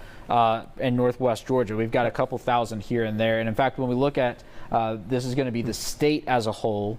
Let's see, across the entire state of Georgia right now, only 0.2% of the state does not have power, and then the total is going to be about 12,000 without power in the state. So it's interesting. One thing we mentioned about the torrential rain, right? And we've seen that. Now it appears that they've got anywhere from 1.5 inches to almost 2 inches of rain there in southern Floyd County. And so they plan on issuing a flash flood warning in the southern part of that county, which includes the city of Rome. So Rome may have kind of bypassed that rotating thunderstorm, but they haven't bypassed the rainfall up that way. And this is the first time we're really talking about that much rainfall and the possibility of some flooding going on. I mean, that's kind of down on the list, but not if you're in Floyd County. That's an issue to see that much rain in short order. I think that's the problem that they've had up that way. All right, so bearings, there's Tallapoosa, Buchanan. You're looking at Haralson County. That's the cell that's in northern Cleburne County, and it's making its way almost into our region. Yeah. And you're kind of jostling with the time on that. Right. And doesn't look as impressive in these last two scans. Right. Right. Which is a good sign, right? We don't want this to spin up. No. But it's something. It's the fact that it's still there, and just that amount of lightning that I really don't like about the storm. No. As it rolls across the Georgia line. We watch it. Look at these things all the time, and so when something catches our eye like that, we're like, oh, just like this lightning continues to do its thing, and there's still that pretty tight couplet going on over there on the other side of Raglan, heading toward Weaver. Now we're just north of Anniston in Alabama. The reason we're looking at that storm, that's our only tornado warning storm in the area. All these now severe thunderstorm warnings, and we like it that way, certainly. And then heavier rain up here in parts of North Georgia. A lot of lightning going on, a lot of cloud to ground lightning, and it's been pretty intense across a lot of areas through the course of this evening, now getting into the early morning hours. So this line, the timeline of it seems like it's holding pretty steady as it makes its way now 1, 2 o'clock in the morning into the northern suburbs. We've talked about diminishing the severe weather threat the further south we went, and I think we've seen that. You remember early on when we talked up here, we were in the threat level 3 of severe storms where all the tornadoes started coming out, and then it got to 2 here in the northwest metro, and then threat level 1 further to the south, and it looks like that was kind of spot on. So good job by the SPC folks. Kennesaw State here in the next 5 minutes. Here we go. David, I'm looking at the timing of this. This might be just a little out of schedule. Here we are at 12:30. I think we were looking at more 2 o'clock into the metro, and I think this is going to be more of a 12:45, 1 o'clock thing now. So that means we wrap it up earlier, which is I know you and I are both fans of. Yes, indeed. So there you go. There's your timeline. Moving east-southeast at 40 miles an hour. So places like Alpharetta, Marietta, about 15, 20 minutes away. Roswell, 20 minutes. Lake Lanier, about 22 minutes. And I'm not tracking the beginning of the rain. I'm tracking where the strongest winds are on the leading edge of this heavy rain. So it's probably going to start raining in those locations before those times you see there. But the heaviest wind is the times you see on your screen right now. Yeah, and then we talked about that heavy rain is there now in southern Floyd County. Still getting a little bit more, but they're going to be moving that on out here in the next 15 minutes. So great news there. But the water still running off and piling up and having some issues there in southern Floyd County. So you got Cedartown to Ackworth to Canton, all the way up into the foothills of the mountains of North Georgia. That's that line of intense storms, and everything's pressing off to the east, maybe drifting a little bit to the southeast. The polygons that you see there flashing, that's severe thunderstorm warnings. And boy, that extended all the way now down into Cobb County, Fulton, Hall, a little bit of northern Gwinnett, but I expect that to continue to be shifting to the east and probably to the south as well. It's just these storms out here in Alabama, they kind of demand our attention right now because we have the possibility of rotating thunderstorms moving into west central Georgia, and that is where the tornado threat is. This is the southernmost tornado warning we've seen so far today. So, David, we just got a new, what we call a mesoscale discussion. Okay. Big word for everybody at home. And so this is directly for us in the metro Atlanta area. And basically, these are issued by the Storm Prediction Center. And what they're saying is that the environment here in the Atlanta area continues to support an isolated tornado threat over the next couple of hours. So we're going to remain on our toes here with the strongest of the supercells. Now, they're also noting that we have really gained that linear shape to these storms that we were looking at on the models. If you were watching earlier this evening, 10, 15, 10:30, they were really broken apart. Well, now they've coalesced into one, and with that, your damaging wind threat increases. And this is what we've been talking about for the past several days, and the fact that the damaging wind threat with this event is notable, and that's what we're seeing now, especially with this severe thunderstorm warning on the north side of the metro and with the line coming together. So here we are at 12:30 in the morning. Ackworth, you're about to see a big, strong gust of wind. Town Center Mall over towards Woodstock. This is headed your way here in the next couple of minutes. Moving into Forsyth County, about to cross that Cherokee-Forsyth County line. Moving in towards Dawsonville here in the next couple of minutes. And then our eyes are still watching what's going on back in Calhoun County, Alabama.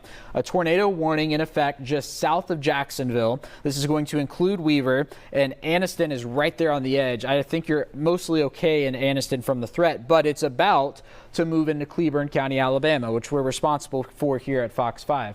We were also tracking the storm that's in northern Cleburne County. An encouraging sign on this is that I've seen the rotation really come down. It's not completely gone, but it has come down, which is a good sign. The National Weather Service in Peachtree City noted that it remains broad, but that they're still watching it as it moves north of Tallapoosa here in the next few minutes. So I think what we're looking at, just broadly speaking, over the course of the next several hours is a piece of good news and a piece of bad news.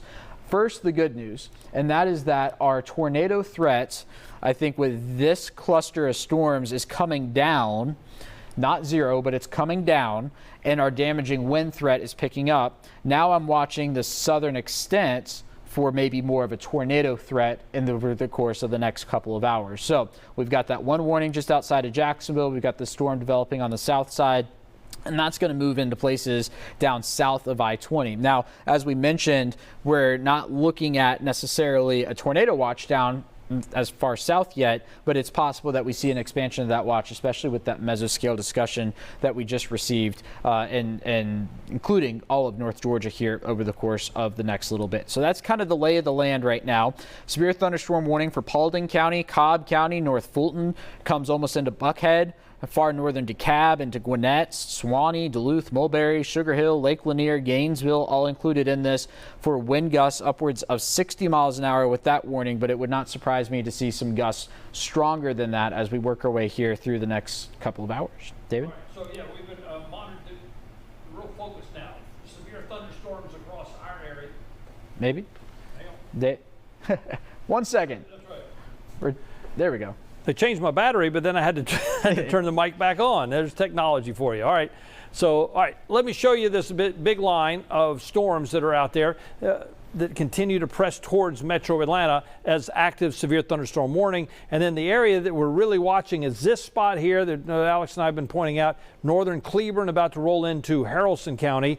Now not under a warning, but stay tuned. And then this other warning now being extended just to the outskirts of Anniston, south of Jacksonville, heading toward Cleburne County. It does not have that warning yet, but it comes right up to your county line. And we talked about Cleburne because they're in our viewing audience here. Now, as we watch that line, let me show you some updated information as far as the forecast, because people want to know when these things are going to be rolling in our direction. So that's what we're going to do here. Two things we're going to look at. Here's our Fox model, exclusive Fox model, and it kind of lines up pretty well here in the next little bit, right at 1 a.m., just to the outskirts of what I call the I-85 corridor with the heavier storms, but still lined up, but we're not seeing a whole lot of growth in the storms, but they're hanging in there. by along about 2 o'clock. The ragged the line may be, but it's still a line. And then it kind of starts falling apart by the time we get to 3, 4 o'clock in the morning out towards the lake country. And we've been pointing out for days now, all this was going to be over with by sunrise on your Wednesday morning. And it looks like that is coming to pass for sure. So that's one computer modeling that we look at. How about this? This is what we call our high resolution rapid refresh model, and it's right along kind of the same thing as our Fox model. And you can see some of those thunderstorms hanging in there, especially the ones out here now to the southwest. So that's that group that we're watching coming in from Alabama, and then now it dives down to the southeast by 2, 3 o'clock in the morning. And then same scenario, really weakening by the time we get to 4 and 5. And then as we get on into daybreak, then the thunderstorms have gone, and we're in store for a pretty nice Wednesday, kind of warm and kind of breezy at times. So that's kind of what we're working toward. These things aren't going to fire back up through the course of the afternoon. Okay, David, so here's what we're going to do. Haralson and Carroll County, we're going to see a severe thunderstorm warning issued with a tornado possible tag on it for this storm that we've been watching in northern Cleburne County. There it is right there. So actually, it's just going to be Haralson County. It's all of Haralson County. But if you're in Buchanan, I'm on my toes and I'm watching this closely because I still don't love the look of it. I don't think you've got a tornado on the ground right now, but with that notch, and that with honestly, it looks better from the Birmingham radar. Let me flip it real quick, right? With that little bit of rotation right in there. Don't love the look of it coming across the state line. So we now have a severe thunderstorm warning for Haralson County with a tornado possible tag on it and some hail moving into Haralson County. All right. So there you go. Does not include Carroll County because the cell kind of tightly packed, and it's coming generally from west to east. That's the movement on it right now. Cedartown, Polk County, you're getting some wind and some rain, but not a severe storm. And then as you go further up to the north, you can stand down. It's over with for you there in Floyd County and points to the north. Not so much now in the western side of metro Atlanta with some wind and some rain, and that's going to continue for sure. Now the severe thunderstorm warning includes all the areas of Cobb County just about and Paulding County for the possibility of winds up to 60 miles an hour with some of these thunderstorms. You can see how it's kind of just ragged it may be, but we're not seeing any big strong indicators that we'd have something rotating up that way. Not like what we see next door in Alabama. So good news there. Still a severe thunderstorm warning, but we don't have the tornado possible tag on that, I don't believe, because we haven't seen anything here lately. This one, different story, and then the one back behind it, knocking on the door of Cleburne, is a concern. So this storm now right on the state line, so heads up Buchanan in about 16 minutes or so. You got hail size about a ½ inch. And it says it's moving to the east at 38. This is a view from Truist Park, obviously, there in Cobb County, looking off to the west. And we're seeing if we can see any lightning flashes, and I'm sure if we stayed on it long enough, there you go. And there they are. And we expect some pretty gusty winds come rolling in this direction within the next half hour, 45 minutes, I do believe. But again, Truist Park sitting about right there, and you were looking out to the west of those storms. They were in Paulding a little bit there in northwest Cobb County. Kennesaw, Ackworth getting a storm right now up through Holly Springs and Canton, heavy rain. Milton, heavy rain, wind. No reports of any trees down up that way yet, but they're starting to trickle in here on the back side of that storm system, coming in from Chattooga County and Gordon County, Floyd County, with the wind knocking down trees and some power outages as well. All right, so this cell still got a bunch of lightning with it, a little more broader on the rotation. Look how tight that was up there. That prompted the warning for sure up near Raglan. Boom. And then now kind of drifting off in between Jacksonville and Anniston as a severe thunderstorm with a tornado possible. Still looking at that rotation though. Yeah, so this is from the Birmingham radar. I just switched sites. It looks broad, right? I mean, it looks close together to this, but when you measure it, right, that's 5 miles wide. Right. You're not going to get a 5 mile wide tornado in an environment like this. So it looks broad, but it's moving closer to that Cleburne County line. We just got an update. Actually, whoa, and there you go with some really bright green. So let's query this because that's not great. Yeah, look at that right there, huh? That's going to be 70 miles an hour. In around the community of Bush and Leatherwood, yeah. Okay, so what is that? Look at that shear. Yeah, 92. 4.8. Okay, and the BTI is up to 4.8. Shear, of course, that the wind speed changing direction, 90-something miles an hour twisting. It's going to do something. And there, you look at what we call our rotation tracker, looking at the shear rate here, rolling across Raglan and then kind of quiet. Now I'm sure it's going to pulse back up. But we've seen that with these storms. We saw them in the storms in northern Alabama, tracking those early on here this evening. So that one bears watching. Interesting that's kind of like the tail end, right? You go back even on the Birmingham radar. Whoa, look what happened down here. Okay, got something rolling there south of Tuscaloosa. Those are new. Not south, but east of Tuscaloosa. Yeah, okay. South of Birmingham. Surprise. Okay, well, so we're not done yet down there on that side, but hopefully that will stay a little further to the south, but we'll see. And David, I'm just look at the shape of this storm now. Yeah. I there. keep saying it, I don't like it. Right? Yep. You get winds like that blowing into the storm, and that's not great. No. And the velocity still continues to not look great from Peachtree City, but from Birmingham, it's still broad. So it's threatening, we'll say. I think threatening is a good word for it. As it moves sure. in. I'm in Haralson County in Buchanan, north of Tallapoosa. Tallapoosa, I think you're just kind of looking off to that storm. Waco, same thing. But Buchanan, kind of watching it intently. We'll continue to monitor that for you with each scan and see what happens. See if something does kind of tighten up very quickly, and that's kind of could happen. Just in the next scan or two, the lightning pulsing there a good bit as well. And David, our team's on top of it tonight. Let's take a live look in Haralson County and Buchanan. This is obviously we're not looking at much in the way of wind yet. I wouldn't expect to see that. So this is State Route 1 at Highway 120 in the city there. And so I'm going to be watching for in the next 15-ish minutes for some more lightning in that area. But it looks like that area of rotation that we're watching might move right into that area. It's right where Broad Street runs into the Alabama state line right now, so not too far away from Highway 100 as you move north of Tallapoosa and towards Stedman Road, but this moving towards the Buchanan area as we speak. All right, well, let's keep in that. Fact, hold on. Keep that in our some wind. Yeah, keep that in our playlist there. Right. Yeah. Let's see. And I think we're about to get some new information here from the Weather Service. Yeah. It's if you want a little behind the scenes for the people at home, it's funny. It's like iMessage. We can see them typing. Yes. And they are typing right now. They're typing now. Yes. Yeah. So we'll see, you start watch how those street lights, how the wind starts picking up. We saw that with that I-75 camera, right? Right. When it came right across. There's your lightning, and now the wind starts picking up a little bit. What a great camera right there to see. Good lighting, so you can see things that do move. This is down in Haralson County, State Road 1 at State Road 120 on the outskirts there. And so the National Weather Service is really examining that storm there in western Haralson County for the possibility of some rotation. Right now, that area under a severe thunderstorm warning.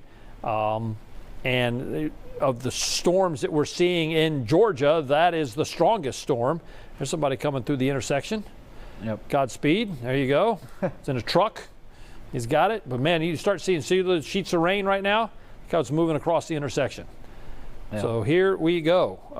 With the storm. We got the message, David. Yes. And we're going to ride with the severe thunderstorm warning, tornado possible right now, but continuing to watch it closely. Okay. Which makes sense. Also, I'm looking at this. I put the loop on it. This storm also looks like it's got that east-southeasterly motion. I think we've been drawing it off to the east. So if I'm watching this, I think it's moving probably south of the city center, really between Buchanan and Tallapoosa. Okay. Yep. And then eventually towards Carroll County, right there as I-20 rides that Haralson County line on the other side of Villa Rica. Yeah, there goes I-20. It meanders out of Carroll and then a little bit in Haralson County, heading out into Cleburne County, which is now getting ready for their storm. Don't have an active warning in Cleburne. The tornado warning comes right up to your county line. Now back up to the northwest, you're seeing a lot of activity. Still holding on to the severe thunderstorm warning for a lot of the metro area to the west and north of downtown. And David, that looks tighter over into Calhoun County now. Yeah, this is Calhoun County, Alabama now, north of Anniston. There you go. Okay. Yeah. That's probably, is that the Birmingham radar? It is, yeah. So this is a one scan old skit, had a VTI of a 4.8, shear rate up to 92. Yep. Shear's 92 miles an hour, okay. Yeah. One of the strongest we've seen so far tonight. Yeah, for sure. So Heflin about 30 minutes away if that motion's right, east at 40. All right, so heads up there, Cleburne County. We'll see if that warning does get extended. Again, this is done by the office of Birmingham, National Weather Service office, until it gets to Georgia, and then Peachtree City people take over. And since we're tracking this, I think it's worth noting that this tornado warning in Calhoun County, David, was actually issued from Peachtree City. Because this evening they're doing some work in the Birmingham office, and they've been in the Peachtree City office all evening. And something else that I was just reminded of that fact. If you've got friends in Cleburne County, this is not a good situation. 12:44 in the morning. The weather radios are not going to trigger tonight, specifically in Cleburne and Randolph counties. So if we see this extension into Cleburne County, you've got friends who live there. If you're watching from there, your weather radio is not going to go off. Unfortunately, we can't do anything about it, but that is certainly something to keep top of mind here over the course of the next 30 minutes. Yep. Okay. Let's see.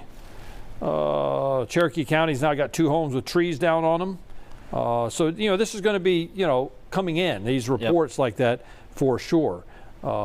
And probably morning's going to bring a daybreak, a lot of light to the situation. Again, you're looking over Truist Park, a live camera there in Cobb County, looking off to the west, and we're waiting on the lightning that we're seeing out that way. And you can see that would be right there, Truist Park, looking out. Now, so the storm's really kind of further to your north. If you're looking out to the west, you're not seeing anything until you see the storms out towards Haralson County and Paulding County. But pretty good rain going on now. The wind's picking up in and around Marietta. Could have some very strong winds with that, but right now no rotation, so that is a good thing. But kind of batten down the hatches up there all the way into northern Fulton County and then on into Hall County. So this line ragged for sure until you get back down towards Haralson and into Calhoun County, Alabama, where you start to see some of that more rotating going on. And then so more storms back go towards the outskirts of south of Birmingham right now. Those kind of fired up as well.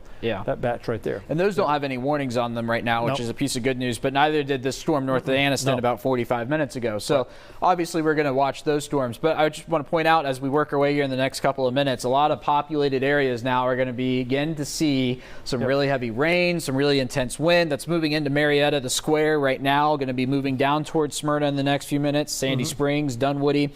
That's just because it's raining and windy outside does not mean you're in a tornado, right? Right. This is going to be 60 to 70 mile an hour winds pushing into the north side of the metro, and that can still cut down some trees if it hits it at just the right spot. And a lot of times in the summertime, we'll get where we get those random thunderstorms, and it'll be a single cell, and it would impact, an area, but a fairly small area. I mean, look at the stretch of this, as far as this line of storms from Haralson County all the way up through the northern suburbs. Right, that's a lot of wind. It's 80 miles. 80 miles of strong to severe thunderstorms. Pretty impressive.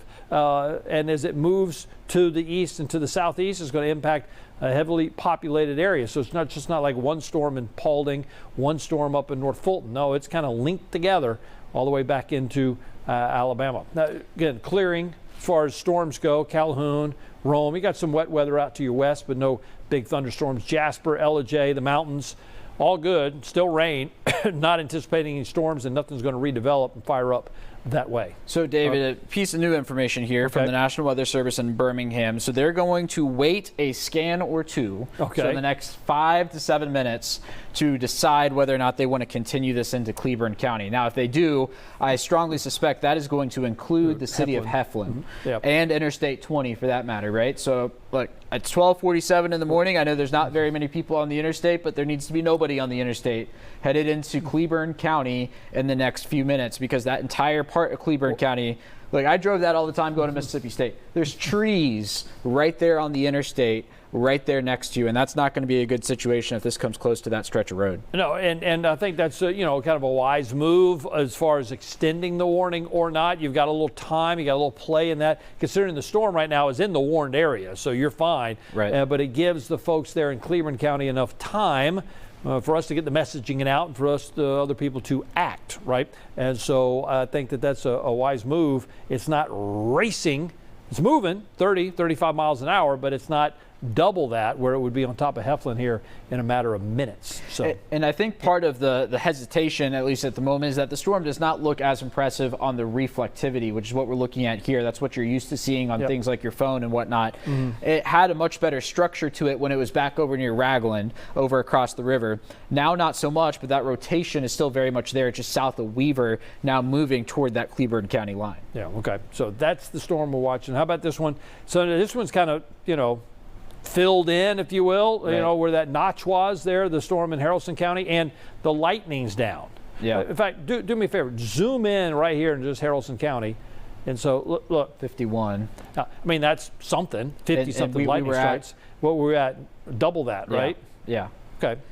So it's kind of winding down a little bit, but still causing a ruckus in Buchanan. And I'm not diminishing that you can't have the gusty wind with that, but we're not seeing that any sort of a rotation. And now we're getting closer to that Peachtree City radar. So I'm still seeing a little bit of it here right over the city center, but that is not impressive at all, right? Like, that's not something that's sounding an alarm in my head as I look at it. Right. Certainly something that bears watching.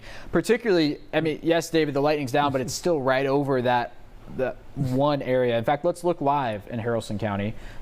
We've got that traffic camera we've been watching in Buchanan. Okay. And yeah, just rain and wind right now. Look, and the ponding on the road, that's what is jumping out at me right now. Just a lot of rain it's just, falling. pretty good torrential rain, right? It's got a lot of moisture to it, a lot of supporting. That's a pretty good flash there. Yep. Lot of rain in short order, and that's why we had that flooding issue there in southern Floyd County. And I'm sure there's flooding on area roadways when you get this much rain and falls on an impervious surface, and then everywhere to go it just runs off into the same place. And you can kind of see like how the sheets of rain falling on that intersection right now, but you're not seeing the street lights, the traffic lights really whipping like we did in that I-75 video earlier tonight. So let's go back up towards the North Metro here, because we've got a cancellation of part of the severe thunderstorm warning. We're canceling out all of Bartow. Okay. It's exiting Cherokee now. Some of Cherokee has been canceled. So Bartow's gone. There's Cherokee kind of up towards Waleska. It's out of it now. And we're going to get a new one to pop in here in just a second. Okay. And it probably it's going to dive down into Douglas, South Fulton, probably more of a DeKalb and Gwinnett, which would be the metro area. And again, the timeline, what did we say? It was going to be 2-ish, but now it's going to be more 1-ish. Yep. So so here's your list: DeKalb, Cobb, Banks, Jackson. So going further, there it is, right way there. Up there, yeah. Yep. There it is. And Forsyth, Fulton, Barrow, Hall, Gwinnett, and this is going to go until 1:30 now. Okay. All right. So that includes Tucker, Stone Mountain, Lawrenceville, heavy populated area of Gwinnett County, all the way up the I-85 corridor, 985, and getting into almost the heart of downtown Atlanta and the connector. So about half of the perimeter under a severe thunderstorm warning now until 1:34. Winds up to 60 miles an hour, probably some hail. We're going to see some cloud to ground lightning, but the criteria would be the wind and the hail. So that warning now just been issued. Doesn't have the tornado possible tag on it, I don't believe. Alex can probably. Yeah, it does not. It does not. Yeah, this one hadn't, so I didn't expect that one to. Right. This one maybe keeps an eye on it, and then we haven't heard anything from our friends in Birmingham on that cell that's out there across Jacksonville and Anniston, knocking on the door of Heflin. All right, so you put a storm track on our big thing there. So moving over to Buford Dam now, Dobbins Air Force Base there, and Air Reserve Base rather in Cobb County, and then you've got the Lanier Islands in the next few minutes, Old Atlanta Club, Smyrna in 5 minutes, Truist Park in 6. There comes the wind and the rain your way, and some really intense wind and some really intense rain. That is the probability of this storm. Now you're looking live over Truist Park, looking off to the west and waiting on the rain. Here we go. We're not seeing the lightning yet, but there's been some out there for sure. One continuous like it was earlier here this evening. Right. Some of our northwestern counties. And David, that's indicative of this downward trend that we've been expecting as these storms roll into the metro. Obviously still expecting them to be storms, right? It's not like they're going to just poof, be gone. Nope. But they're not going to be what they were in Gordon County and not going to be what they were in parts of, say, up towards Chattooga County earlier this evening. So some good news from Alabama. Okay. We're going to like go good with a news. severe thunderstorm warning instead of a tornado warning for Cleburne County, but it's going to have that tornado possible tag on it as we continue to track it. So downstream severe for Cleburne County, monitoring for any kind of strengthening.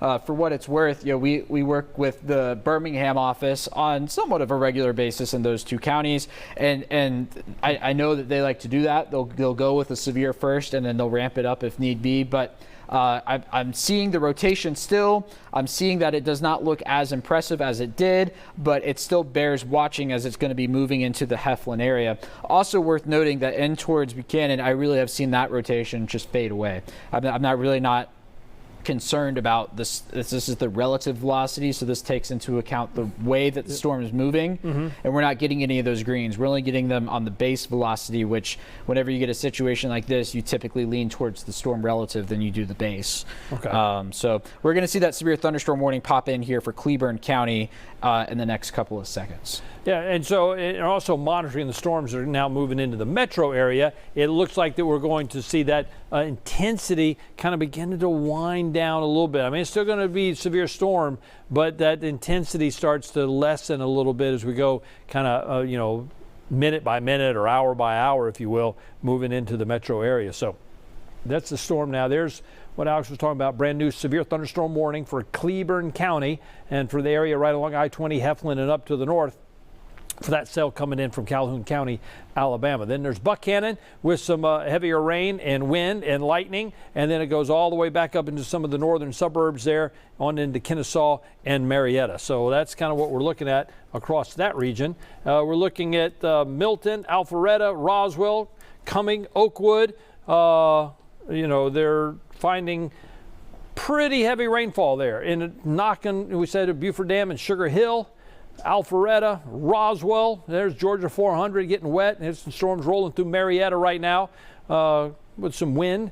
But notice, though, with this view here, that's a pretty good chunk there in the northern suburbs. The lightning strike counters down into the 120-something range. So that's beginning to come down. Everything's beginning to come down, including the rainfall, but the intensity of the storms, and that's what we had anticipated with that line. It wasn't going to just fizzle out, it wasn't going to go away, but the chances of now something really ramping up, even moving into an environment that we have here in metro Atlanta, we're not seeing those storms going to be pulsing up.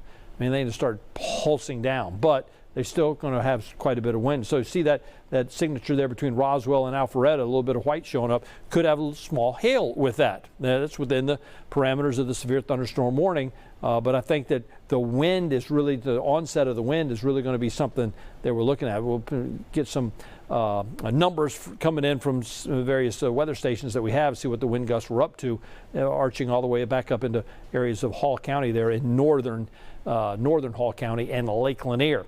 Again, here's a camera right now. This one is, do I have to guess where it is? Is this a play? I can't see that, the writing up there. So this is going to be for Scythe County Fire Station number 6 on Brookwood Road right there at 141. I was just looking at the radar, so some pretty heavy rain. This camera looks frozen to me right now. Yeah. But yeah, nothing's moving. Exactly. I'm looking at the 75-285 camera, so over near Truist Park, and I'm seeing, here you'll see it pop up here in just a second. There you go. Okay. So here comes the rain and well, the wind. there's the wind and rain. Look at that. Right over Truist Park right now. Yep. Yeah, wow.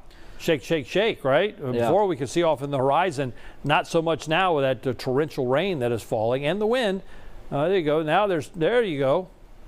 Yeah, so those cameras are right next to each other. That first one was pointed at the interstate. This one's pointed over Truist Park, but I think that first one's probably telling the story a little better. Shaking in the wind for sure. Yeah. We can have those wind gusts up 40, 50, up to 60 miles an hour within that thunderstorm, and that's what we've been seeing there up in Cobb County now. So the storm's rolling through, and here it comes into the heart of metro Atlanta.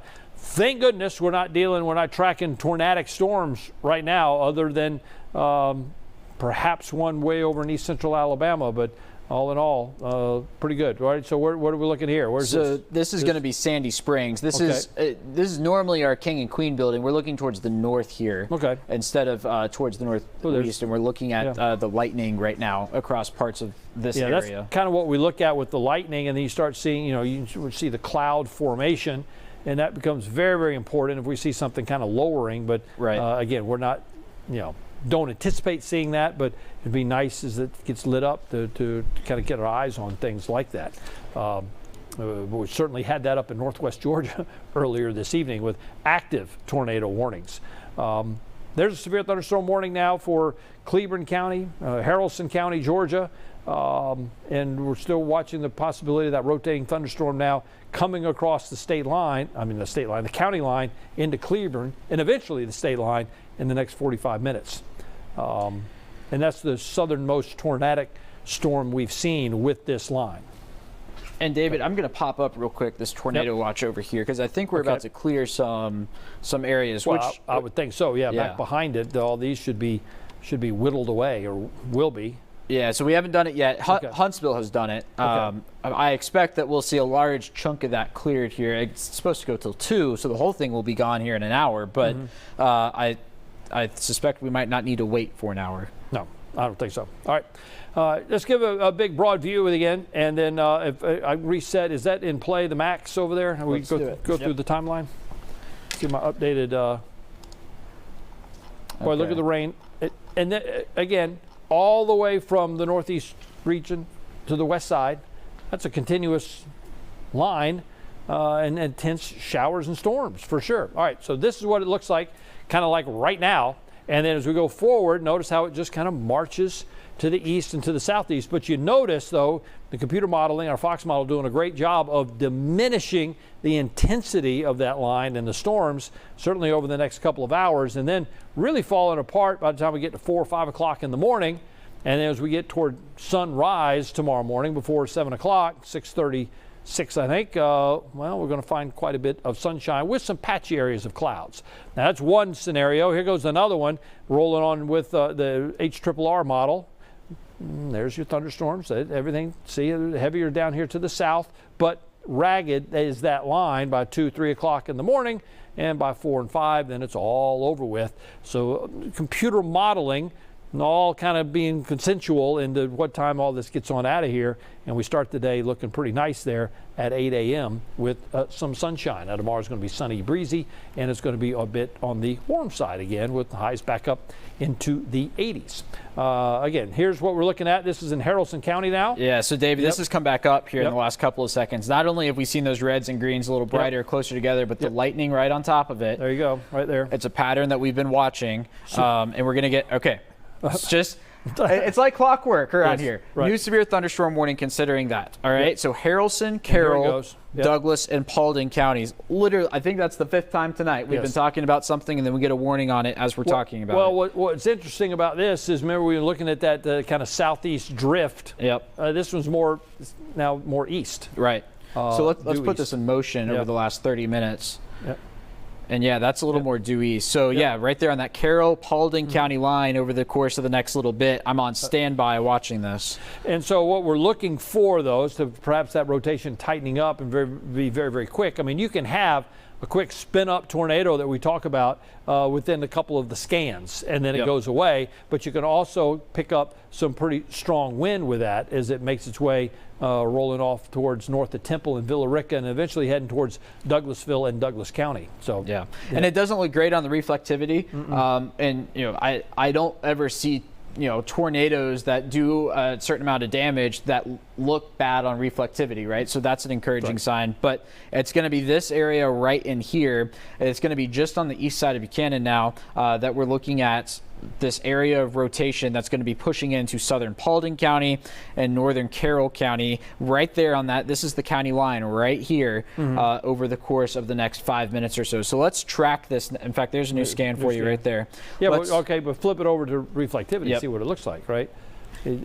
Yeah, still not great at all. No. All right, so worth noting, I don't think I've said this yet, has the tornado possible tag on it. It's going to be moving towards the east at 30 miles an hour. So let's track this now at 30. The speed of all these has been fairly consistent through the night at that speed. Right. So moving into Douglasville here within the next 40, 45 minutes. Yeah. And it's on that path due east. Right. Now, here's what's going to be interesting is that's going to be running into this area already had some rainfall. Now, that's going to cause a problem. The problem is that you're getting some heavier rainfall here. Now you're getting heavy rainfall on areas that already had rainfall. we call that training. That's where you get the higher rainfall totals in an isolated area that can cause some flooding issues. We saw that up there in Floyd County. We may see that right along I-20 as well. See how these storms are kind of getting out ahead of that, right? And then here comes this storm coming rolling out of Haralson County. What we popped on there is a Doppler radar's rainfall rate. And so you start looking at these things, the purple's showing up. That can be several inches of rain an hour. Now the storm's not going to stay there for an hour, but do the math. If it's saying right there, 3 inches an hour, and you cut that in half, well, then you're picking up over 1.5 inches of rain in just 30 minutes. So that can certainly happen out that way and causing a bunch of ponding on roadways. And David, that's some heavy rain. Sorry, Alex, right. From Buchanan all the way into the metro area. I mean, this is not just that isolated storm we've been watching. That's being repeated across the metro. Yeah, I was going to say, I popped that on there just to remind everybody that if you go outside and try to see something, you're not going to see anything. So if you're in Buchanan and you're going, oh, look, they're talking about a tornado, please don't go outside and try to look for it, because I promise you're not going to see it. Yeah. The rain is coming down at such a heavy rate that you're not going to see it. Not to mention it's dark outside. Not to mention we live in a city full of trees, right? Like, you're not seeing far out ahead of you. You don't have that line of sight that you have out in places like Oklahoma and in Kansas as we're watching these types of storms develop. Yeah, our terrain doesn't allow that, right. And then our storms are certainly rain wrapped. Yeah, those are not so much out in the Midwest and out to the west. All right, so how's this storm looking? That's one that's knocking on the door of Heflin right now. Let's see. Cleveland County. Let me flip this back over to the Birmingham radar. Whoa, a little bit. Yeah. So they're not right there next to each other, which I think is the important part here, right? If we had this red right here and this bright green right next to each other, that's when you've got a problem. But that is not the case. I tell you what, our production team's on it again. Let me take you live to Cleburne County. This is going to be Heflin, so we're watching. Ooh, there's some lightning. Yes. We're watching this over the course of the next little bit. Worth noting that the National Weather Service in Birmingham is now reporting trees down from Raglan to Fort McClellan, trees and power lines. And I tell you what, since we have power lines, let me pop on our power outage, and you're going to see we do have some there back into Calhoun County. Yeah, we've seen this kind of increase. Right. We didn't have any there, and then now we do. Yep. And it's going to be fairly random. I mean, this isn't catastrophic power outages, but it is if your power's out. I'm sure that it is, and that may be expanding as we work our way into the early morning hours. Yeah, and just to validate, right, I'm going to flip on the debris detector. We're not seeing anything in Cleburne County right now, right, where those reds and the greens are trying to come together. Right. You'd be looking at something, the yellow and the blues is something that was lofted in the air, and you'd be out here, but you don't see anything. So yeah. No. All right, let's see. We got a new something in. We got so we're going to go special weather statement. Oh, that's good. That's easing into things. Yes. DeKalb, Cobb, Douglas, North Fulton, Gwinnett, and Paulding. So actually, this is going to be for a part of the line that was not warned. Okay. So that's going to be for. Let me turn the warnings back on here. I turned them off with the rainfall rate. That's going to be kind of this area down here. Right. I think. Right. Yeah. Exactly. Okay. So we're going to keep that warning going for North Fulton, DeKalb, Gwinnett, over towards Barrow and Jackson and Hall County. Still a severe thunderstorm warning there, but we're going to go special weather statement, which is a step below a severe thunderstorm warning for winds of 40 miles an hour from Chastain Memorial Park down to Lithia Springs. Boy, I bet the wind is blowing right here. Look at that. Look at that tight gradient right there, all right along 285. I bet that is something else. I bet that's, within this severe thunderstorm warning, you could have wind gusts up to 60 with that, but I bet you it's 40 and 50 miles an hour for sure over a good chunk of real estate. So, we got a new camera. Where are we at now? So this is our same 285/75 camera. Okay. Let me take you down into Buckhead. So this is going to be rolling into Buckhead here in the next couple of seconds. This is going to be 400 at Lennox Road. There we go. Rain hasn't arrived yet, but give it 5 minutes. And then this is going to be Westminster Schools. This is going to be in Buckhead. So the leading edge going to be moving in. Okay. Here in short order. So we're watching these cameras. We saw the wind at the Cobb Cloverleaf about 15 minutes ago. Maybe not quite that long ago. But that's pushing to the south now. This is a live look over Truist Park. And we're still seeing rain. Still seeing that rain. And I'm sure when the rain started, the wind picked up. Now it's just plain rain. Right. Yeah. And so, will be for the next little bit. and then this is 400 and 285 Well, up there on the top end. okay. So let's flip this back over Yeah, to the that's radar all. over That's here. all. That's all being verified. Right. It is raining. We It's can raining. confirm. Yeah. Okay. So expiring the severe thunderstorm warning and eastern Harrelson. So we're going to let that initial Harrelson warning go. Okay. They're also going to let this Calhoun County tornado warning go. The storm has gone. moved out, right? Yeah, right. But we're keeping the severe thunderstorm warning for Cleburne County Okay. over there in Alabama with that tornado possible tag. Okay. Good. Good. And, So- and we're not seeing that. We're not seeing really hardly any rotation there, where that storm it's in Harrelson making its way now into Carroll County. Right. Yeah, But- it's still a little bit right in there, and that's on this base velocity mode. On the storm So- relative, it doesn't have a whole lot, No. which is important to note. And it's still moving off east, Right. due east. Yeah. Oh man. All right. So let's go back up some of the northern suburbs here. And look at this, back up and towards Rome. We're seeing some redevelopment there on the back end. I'm not really concerned about a strong storm threat, but look, in Bartow County, we saw severe storms earlier. You're going to get another round of rain here in just a couple minutes. Well, that was the area that was under the flood warning. Right. Southern Floyd County, and now they're getting more rain. And you see it back here across Alabama as well. Okay, let's do another piece of good news. Okay. All right, we're going to cancel the severe thunderstorm warning now for Cobb, DeKalb, Banks, Jackson, Fulton, Forsyth, Barrow, Hall, and Gwinnett. So, we only have one severe thunderstorm warning now. That's going to be Harrelson moving into Paulding, North Carroll, and Douglas counties, and then we're watching the storm back into Cleburne County. But David, this is that downward trend continuing as we move into the metro now. Yeah, and kind of go back up here. Something caught my eye. Is that up in South Carolina there? Yeah. We kind of neglected our folks up here in the mountains. That's going to be Georgia. in Oconee County, South Coney Carolina. County, right across the state line. So not Clayton, not Raven County, but I just saw it and I said, oh, something's going on up there. But there's the state line. So heavier rain there in Raven County, Habersham, Stevens County, Okay. up in the northeast corner of the state, but nothing severe. So great. All right, awesome. Okay. New severe thunderstorm warning. Yeah. Harrelson and Carroll counties. This is going to be that Cleburne County storm coming across the state line. Okay. This includes Tallapoosa. This includes places north of Carrollton. And this does have the tornado possible tag on it as we track this now to 2 a.m. Okay. So that's the cell that was back here that prompted the tornado warning. Now not a tornado warning, now a severe thunderstorm warning. What Alex was saying has the possibility in this area. It still could fire something up that's rotating. So it has that possibility, but maybe just some gusty damaging wind. We'll take that versus anything rotating coming out of Cleburne and on into Harrelson County and a little bit of Carroll County here this evening. Yeah, and that's our debris detector there. Okay. We saw the rotation in this spot right here. We're not seeing any debris kicked up, which is a good sign. Also, I was looking at the reflectivity here. It would be pretty peculiar to see something in this spot on a storm like that, right? I just marked that there. We flip back over. Maybe a little further south. It would be right in here. And I flip this back, right? Like that's, when we look at the reflectivity, that's not a spot.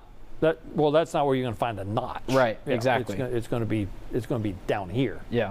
So, a lot of times people are at home, you got the radar scope app on your phone, and you're looking at the reds and greens. You got to look at a lot more than that when you're trying to determine whether or not a tornado is on the ground and whatnot. Well, you got to see how things kind of match up, right? Right. Where things line up. With the technology that we have, certainly better than it's ever been, looking at storms and warning people. And hopefully we've done that for you here this evening up across northwest Georgia where we had confirmed tornadoes. Confirmed tornadoes, we'll see what happens when we assess some of the damage perhaps, or maybe we add to that. Again, this is that severe thunderstorm warning, a couple of them here. This one for the storm that's right coming out of Buchanan, moving towards the Douglasville area, right along I-20. And then you got the other storms that are down south of I-20. So those are the active warnings that we have out there at this late hour. And David, just I'm going to back this up real quick. So you see the reds and greens together. I think this is the first scan that they're closer. Okay. Right. You only have basically a row of pixels mixing between those two. So Okay. Something that bears watching. Certainly, given the amount of lightning, right? So 250 strikes. Okay. With this storm on the line, that's up from 65 They're kind of pulsed up a little bit. Right. Yep, exactly. So pulsing up as it moves. This is going to be the northern reaches of Douglas County now. In fact, this is where I was driving around with the storm chaser last week. Rockmart Road, moving over towards Dallas Highway, Villa Rica Highway once you get into Paulding County, Corn Crib Mobile Home Park, and over towards Douglasville here in short order. Okay. How's the rain situation now? Are we downtown with this heavier rain? Let's see. All right, so I'm going to pop this over. Let's see. This is going to be, that's that Westminster camera. Let's move. This is DeKalb Peachtree. Okay. All right, so raining here. We've heard thunder here at Fox 5. We're not too far away from PDK. Nope. All right, so this is going to be our Midtown camera. You see rain falling there at the parking deck. This is going to be pretty good rain right there. Look at that. Yeah, not really seeing any wind, right? The trees aren't moving, at least too much. And then this is 85. Right there by Sweetwater, and then we're going to pop up our tower camera here, which is pointed towards Buckhead, and this is going to be pointed up into the storm, right? So we're starting to see it here at Fox 5, and then this is looking up into it from our big tower here on Briarcliff Road right now. Yeah, kind of the building's shielded downtown, with the rain. Yeah.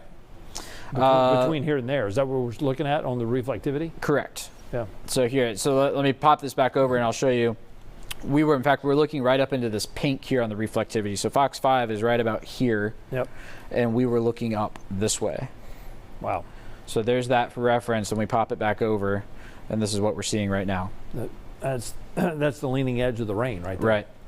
So where the wind probably, waiting on the wind to pick up. And let's check that out. Let's see. I mean, the wind is blowing into Atlanta right now. So this is going to be crossing 85 pretty much right as we speak, moving into downtown. That's going to be the leading edge of your wind, and that's going to be your rotation right in there. That's broad right now, but that we're continuing to watch to move into Douglas County. Yeah, and this is the kind of the first time we're seeing, look, we've got the storms out ahead of an area where there's storms trying to roll into. Right. That's really going to kind of put a squash on that, I think. Yeah. We haven't seen that. Usually they've been rolling into open air, if you will, but that's not the case this go around. And David, it was open air that reached almost 90 degrees today. Exactly. The conditions were prime. It almost had that feel to it with that warm southwesterly breeze that we were tracking here through the afternoon hours, and this is the result now. So let me give you some more all clears, right? Okay. So the north side of the metro, for Forsyth County, we can give you an all clear. Dawson County, Cherokee County, up near Ackworth and Kennesaw, you're pretty good right about now. Northern Paulding County, you're okay. Southern Paulding County, we're seeing the storms as we speak. Polk County, you're okay. I think you could still see some more rain and some heavy rain at that in these areas, but we're not really looking at much of a severe weather threat anymore. Yeah, it's just all out to the west right now. Yeah. And again, it's important. This is going to be some heavy rain and wind, but we don't anticipate this line to get stronger as it moves down towards Covington and Monroe and Redan and Forest Park and eventually the airport. It's not going to intensify. We don't believe. And certainly signs point to that. Just like these, I think, are going to be weakening as they make their way across the state line. We'll still monitor that. This one certainly will, because it's going to run into rain. It's going to run into areas already been kind of worked over. Although we're starting to see some stuff redevelop, but not storms up there in parts of Floyd and Bartow County. But this area now, right on the top of I-20, with some very heavy rainfall, and there's that little bit of rotation going on. Yeah. Now east of Heflin. So I flipped this over to the Birmingham radar, and this is at 5,500 feet. Okay. I flip this over to the Peachtree City radar. It looks still roughly the same at 3,500 feet. So we're a little closer to Peachtree City now. So if we flip it over to Birmingham, we're going to be looking a little higher up in the storm. So I think we're going to keep it on Peachtree City now as it moves into Carrollton. Yep. But still of everything we have out there, I'd say that's storm number 1. And the storm number 2 is what's in northern Carroll County right now, moving in towards Douglas County in southern Paulding. Right there. What's that skit say on that storm? 2.6, and then this one is a 2.5. Okay. Yeah. Yeah. All right. And there's a new scan right there. The new scan with the severe thunderstorm warning now extended on into a little bit of Carroll County. It does not include Carrollton, That includes Mount Zion and Waco. Yeah. Tallapoosa there in Haralson County. And I happen to know today in Bowden High School had their graduation, or I guess yesterday now, able to get that off without any weather issues. Luckily, the weather held off till now, 1:18 in the morning, with a severe thunderstorm warning sitting just north of the city of Bowden. And this is going to be moving in towards Carroll County here the next 7 to 10 minutes, it looks like. And this is with a severe thunderstorm warning continuing on it right now. As you know, I think it's important to note now we're seeing a lot of people in Metro Atlanta hearing thunder, seeing some lightning. The heaviest of the weather now pushing into parts of DeKalb County, Buckhead really getting into it, Sandy Springs. There's the Works out there just outside of Midtown. This is going to be pushing towards Eastlake, Fox 5 here in the next few minutes. I mean, maybe if we pop up that weather deck camera in the next 2 minutes, we're going to see some gusty winds and some heavy rain. North Druid Hills over towards Lilburn. Some lightning right now in and around the Johns Creek area. That's going to be right along 141. The heaviest of the rain getting out of Forsyth County, moving in towards Gwinnett and continuing. And just as I say that on the roof here at Fox 5. That's right. Here comes our rain. And most of the lightning is off to the west where the stronger storms are. That's going to be picking up in parts of southern Paulding and towards Haralson and then certainly into Cleburne County. And eventually getting down towards Randolph County, I think, here in the next little bit, which we're also responsible for here at Fox 5. Yeah. And so as we go on through the next several hours, this is all going to be moving on through. And what's behind it? Well, pretty delightful weather, I do believe. Yeah, we're going to look at that here with temperatures out there right now as we roll on into the early morning hours. We're holding in the 70s, but look at the rain, cooled air back up here falling into the 60s. Now, that's not really cool for May, but it's cooler than the mid to upper 70s that's out here. But this is not what we had earlier this evening. We were into the 80s to help support a lot of those storms. Been talking about the wind on the backside of the system. So the thunderstorms leave us, right? But we're left with some gusty wind in here tomorrow afternoon. You'll feel it, 20, 25 mile an hour gusts over a good chunk of real estate. Then we get another quick hitting system in here probably early on Thursday morning. And then behind that, the winds kind of shift out of the west-southwest, and they're still going to be gusty around 20, 30 miles an hour. That is the plan. So as we go on through tonight and we see the storms end, by tomorrow morning we'll be right there in the 60s. Upper 60s at that, and then for tomorrow afternoon, we're going to be back in some low in the mid 80s. So a pretty nice sunny day come tomorrow afternoon with a little bit of that breeze. Even warmer down here south and east of Metro Atlanta. Thomaston and Eatonton be pushing the upper 80s once again. So as we talk about all of this ending here, as we get into the early morning hours, we got a breezy conditions on your Thursday and on into Friday. And then by the time we get into, let's say, the middle part of the week, or the weekend, we're going to find ourselves on Memorial Day with a chance of a shower or a thunderstorm. So all in all, looking pretty summery, although not quite as warm as it's been. All right, so we got a live camera there with the rain coming down. Look at this. This is the front yard.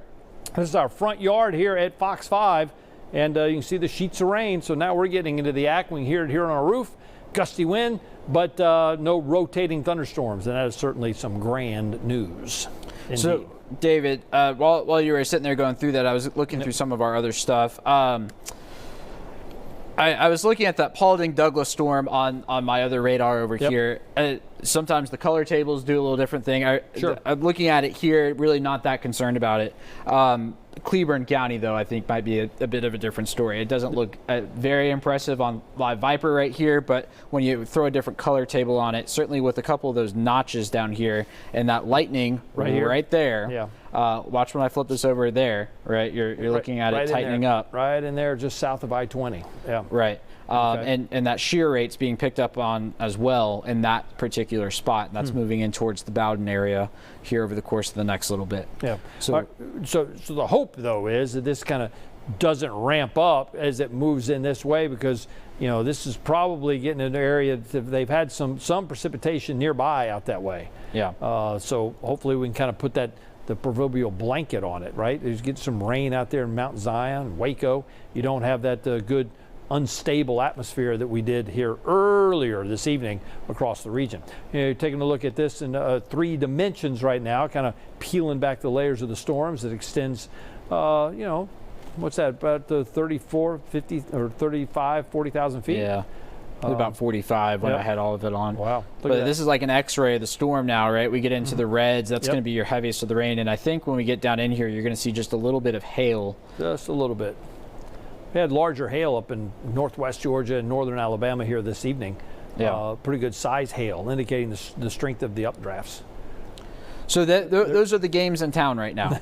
Yeah. Southern Paulding moving in towards Douglas, and then also Cleburne County moving in towards Carroll. And also, David, worth noting on this reflectivity, you get that little notch right there. I'm curious to see if that is co-located with that little area of rotation. A little bit right there. Yep.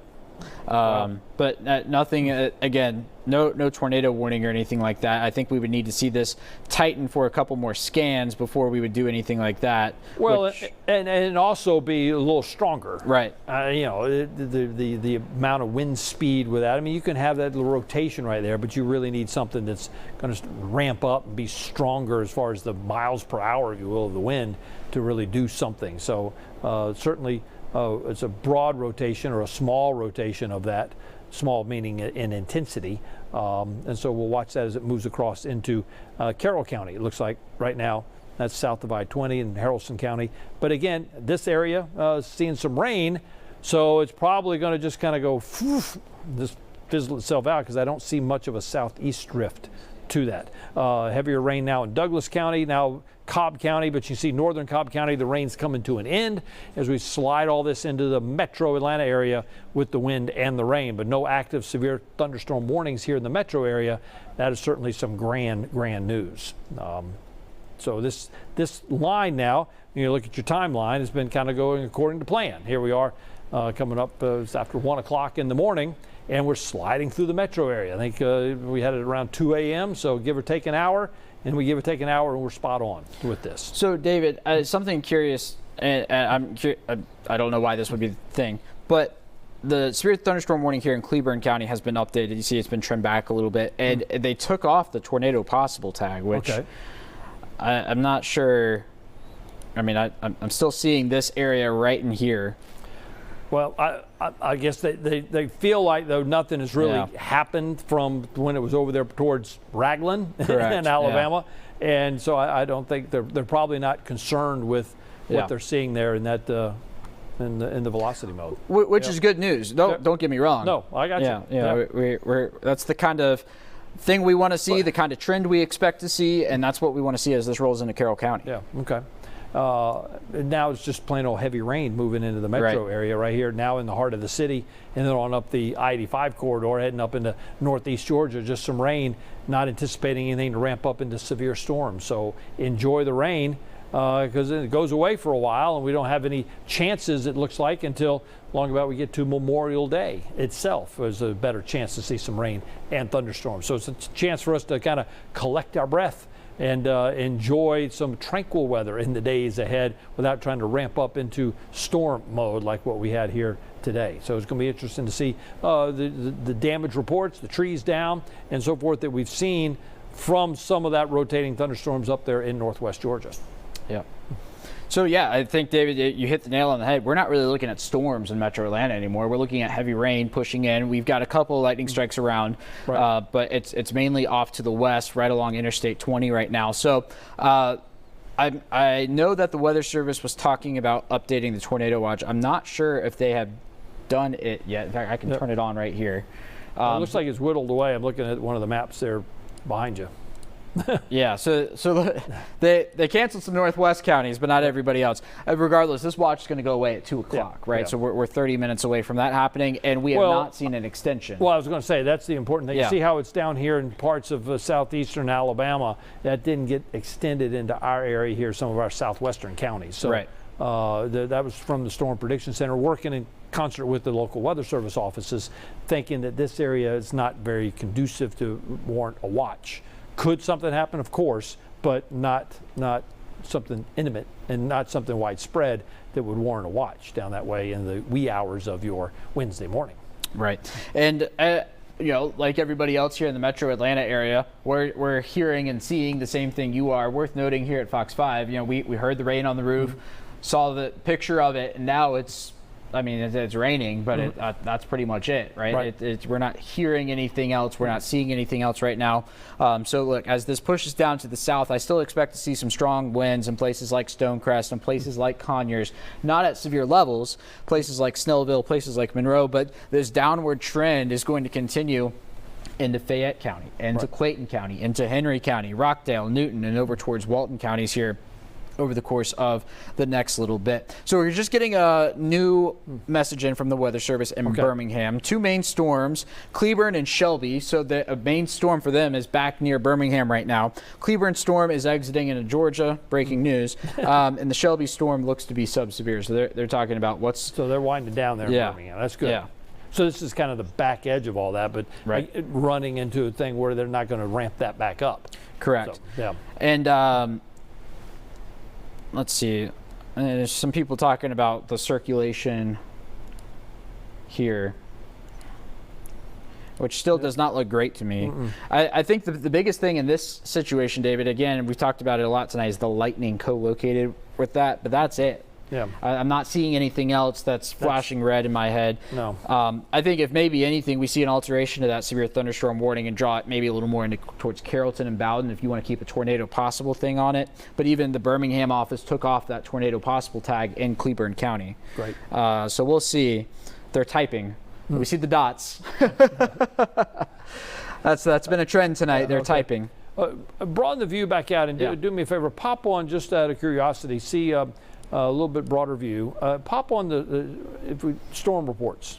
Yeah, so I haven't seen many come in. I know we've seen some. So you see some up here. See, so what's going to happen? Is these are storm reports coming into the National Weather Service. So the cluster of where we had the bigger thunderstorms, stronger thunderstorms earlier tonight, and I expect this kind of to populate as we kind of continue as these reports come in. I don't think that's the only ones we're going to see, but it gives you an idea. You look back up into northern Alabama, there's a slew of them. You get a few over there in east central Alabama, and you get a few here with trees down and so forth. And I think that we'll see a little bit more of that once this line grows through and it becomes daylight tomorrow morning, and you say, oh yeah, we got a tree down X, and then that adds to the list. So again, this area now is the one seeing the strongest thunderstorms, and that's kind of what we're zeroing in on right there across. Okay, so the reason I'm coming back down into this is because the typing is complete and we got the message. Okay. We are on the fence about a tornado warning in Carroll County. Okay. So we're going to be on standby in Bowden. If this tightens anymore, then they're going to pull the trigger on it. Okay. And it's going to include places like Bowden, places like Carrollton, but it's going to require that tightening. And see, there's a new scan that didn't tighten a whole lot in my mind. Tighten, no. Yeah, but it's something that we are on standby for now. Over the course of, let's say, the next 10 minutes or so in Carroll County. What does that rotation tracker look like on that particular cell? Let's see. Looking back. You're talking about the swath? Yeah. There you go. Yeah. So this is that same Weaver storm. Yep. It's taken a bit more of a southward jog. There it goes. Which we kind of expect, right? We expect, as this front moves through, for the storms to be shoved to the south, but also these storms, they follow the path of least resistance, and there's less resistance down to the south. There's more storm food down to the south in areas that haven't been worked over. So that's what we've got right now. Also worth noting that this severe thunderstorm warning up here has now been canceled. Yes. Which is a piece of good news right now. So we're just left with this. Yes. This that we're on standby for. Yeah. So what does that skit right there say, with the one that's kind of moving down to the southeast? Well, so that's not going to have a BTI on it, but this one right here will, and that's a 2.7. But this southeasterly one, it's a chance of some hail. Yeah. We've seen that at times, particularly in northwest Georgia today. But again, nothing that's red flashing in my face of, hey, this is going to be a problem. It's something that we're watching, but nothing that is a problem at this exact moment. So is that conversation coming out of FFC? It is, yeah. Okay. Well, because it's rolling into our region, certainly. Yeah. About to cross the state line now. Yeah, and so this is going to be coming across the state line right near Rayburn and Bowden. So this would be, in the Bowden area in the next 2 minutes, right along East College Street and North Carroll Street. In fact, Here's the production team winning again tonight. Let's take a live look in Bowden. This is going to be in Carroll County. I expect we're probably going to see a lot of lightning here. John, was that in Cam 20? Or there it is. Okay. Looking up to the north. Yeah. Yeah. So what is it, downtown Bowden? Look at that. Yeah, State Route 166 and State Route 100. So that's right there in downtown. Okay. Yeah. So looking at a lot of lightning north and west of the city. This is going to be the area of rotation. Let's see, that's only 3 or 4 miles away, maybe. Let's see, let's measure it. This is going to be Bowden to that area. It's about 5 miles away right now. So we're going to be watching that pretty closely as we track that in towards the Georgia state line in the next 2 to 3 minutes. Obviously, a lot of lightning right now. So this is leaving Cleburne County. Got a new scan just now, and it looks even messier. So that's an encouraging sign that we're not seeing this tighten up any, which is a piece of good news right now. And I mean, I'm not even going to bother. I mean, I'll show you the debris detector, but I know we're not detecting any debris with a signature like that. It is interesting to note, though, that whatever weak rotation we do have would be in the right spot for it. This time around, it's not in a weird part of the storm like what we were seeing earlier. So that's a piece of good news. Okay. We have a severe thunderstorm warning now for Rabun County. Rabun County. So this is going to be up in Clayton, and it was issued for some strong winds. I flipped this over. So the reason why this was issued, I think that storm has moved entirely into Oconee County. We technically have Rabun in the warning, but wow, looks to be more of an Oconee County thing right now. Well, that's up there in extreme northeast Georgia, up in the mountains, and you jump across the river, right? Yep. And you're in the Walhalla, South Carolina, the other side there of Stevens County and Rabun County. But right, it looks like the heart of that warned storm is really up in Oconee County, South Carolina, not so much Rabun County. And so if you're getting an alert in Rabun County on your phone right now, I would not be concerned about it. No.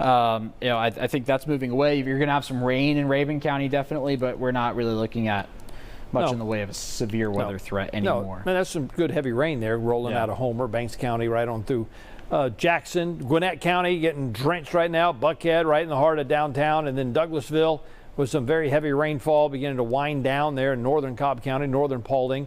You got some more rain developing out there in Polk County, but not seeing any lightning with that.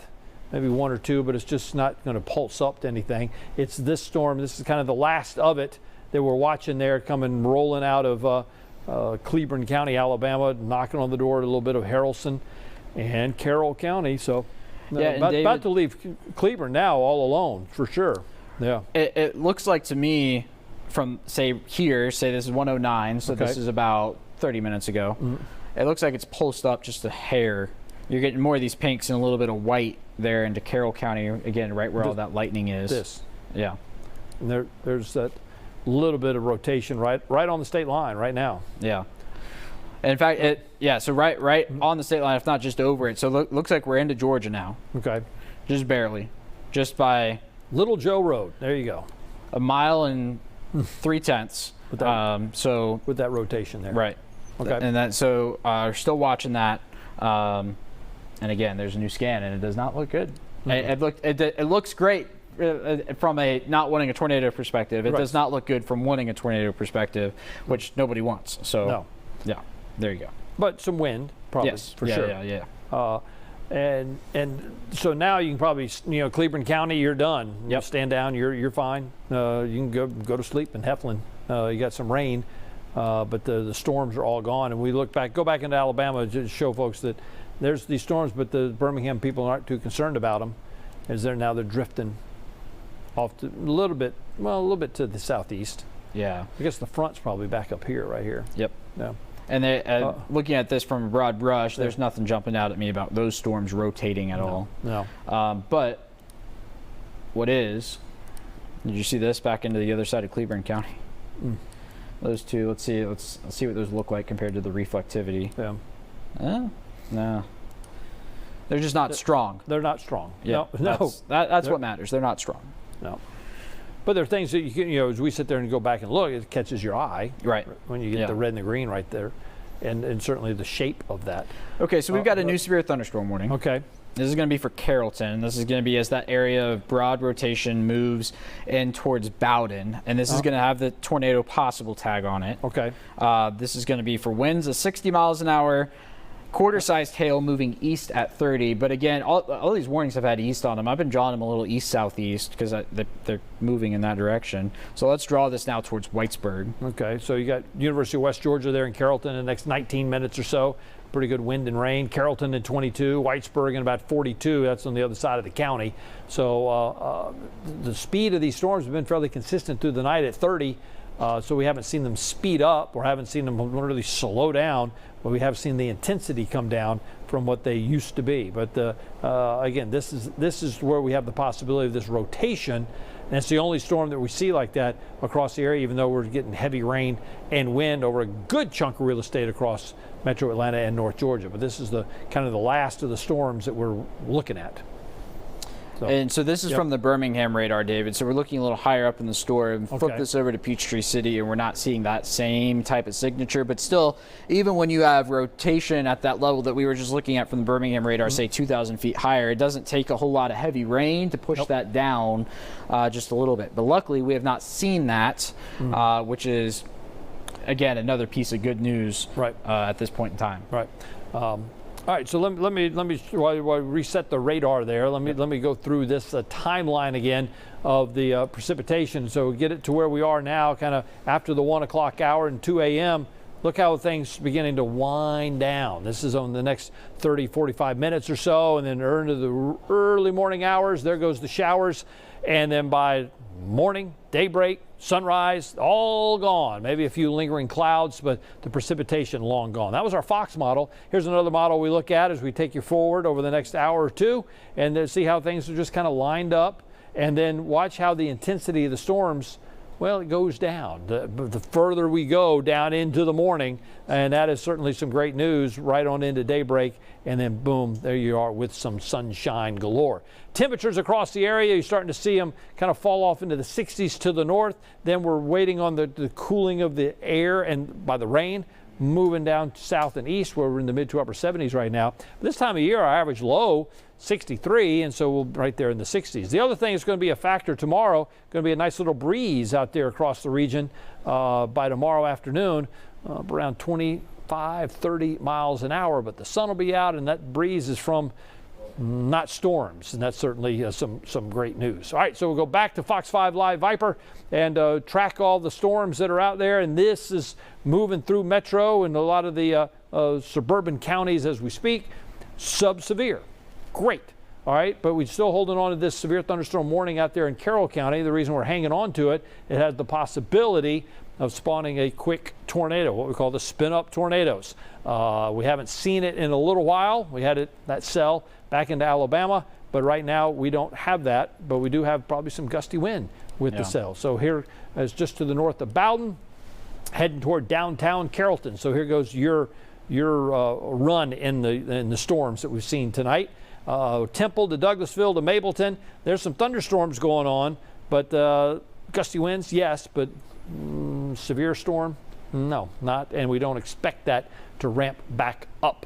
And again, I think the severe thunderstorm warning in Cleveland County is about ready to go as well, as that storm now has moved across the state line and into sections of western Carroll County and Haralson County, and then back into Alabama. Not so much with the thunderstorms getting stronger, getting weaker. So David, yes, here at 2 o'clock, we are in fact going to lose the tornado watch, which is, again, to be expected. So that's a piece of good news, and we're not going to see that reissue down to the south. It's going to be just this one storm here in Carrollton. But look, if the trend continues on this, which I'm hopeful that it will, I would be surprised if we saw this, if we saw that severe thunderstorm warning extended even. Okay. In fact, let's go live to Bowden, right? So this is going to be, there it is. Yeah. There's the wind blowing through, that's for sure. This is at State Route 166 and State Route 100 there in Carroll County, not too far away from the Alabama state line. You see the sheets of rain being blown down the street there. The stoplights shaking in the wind. Certainly nothing like what we saw up in Gordon County at Highway 53 and Interstate 75 earlier this evening, where I'm pretty sure we saw a tornado cross live on TV. That would have been about 10:30, 10:45-ish. looking at Fox 5 Live Viper, David, and I'm looking up towards Douglasville. Okay. You see that? Mm-hmm. Yeah.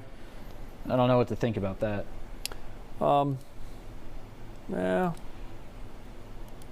It's a precarious setup. Well, you're looking at this, you know, the velocity there with the red and the green, right? This is this direction, that direction, and then you try to line that up with the reflectivity to see if you've got some sort of an inflow working. And he had a little bit of a notch there, but it's kind of rather large, you know, as far as the distance between some of the reflectivity. That's a little bit of a donut hole too, right? Yeah. I think if you were to see something developing, you couldn't have this right here. You couldn't have that cut off, basically. Right. Yeah. That shouldn't, like that. Yeah. It's another little whack-a-mole tonight. Well, it is. You know, like you're looking at that now, you're just kind of sitting there just trying to find something. Right. And with no ground truth of anything that's happened back out this way. It's not like we've got a bunch of damage going out there. You may have some trees down. I don't know that right now, but nothing's been reported.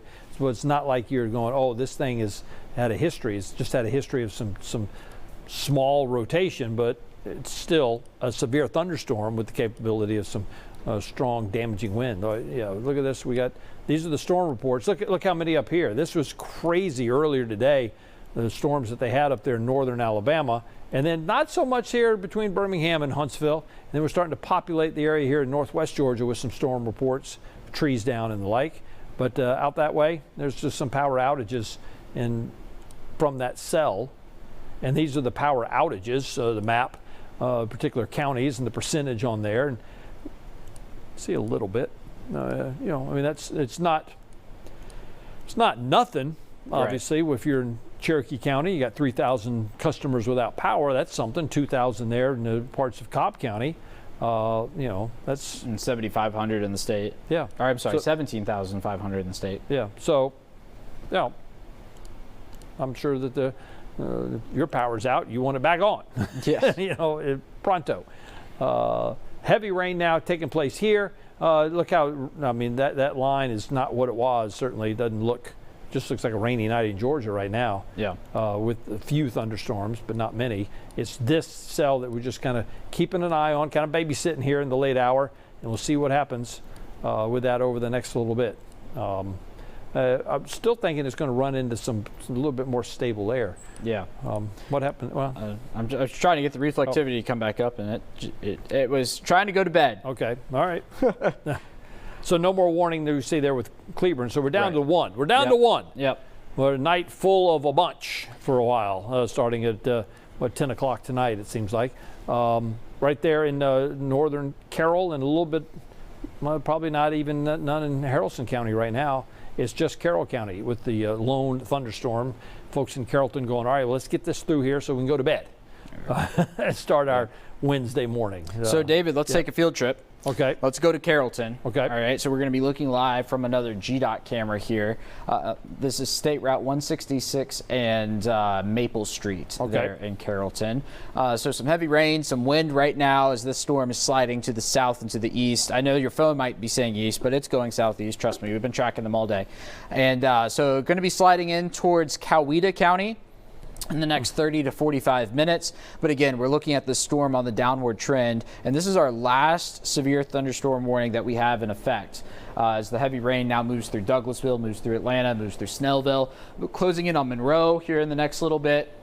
And as we're watching this, I'm going to put a loop on it, and you're going to see how the hope and thought is that it's really come down in the last little bit as we've tracked this now moving between Carrollton and Bowden. One of the things we can use as a proxy, of course, is the lightning strikes. We've seen the lightning come down from 350 to 2 something.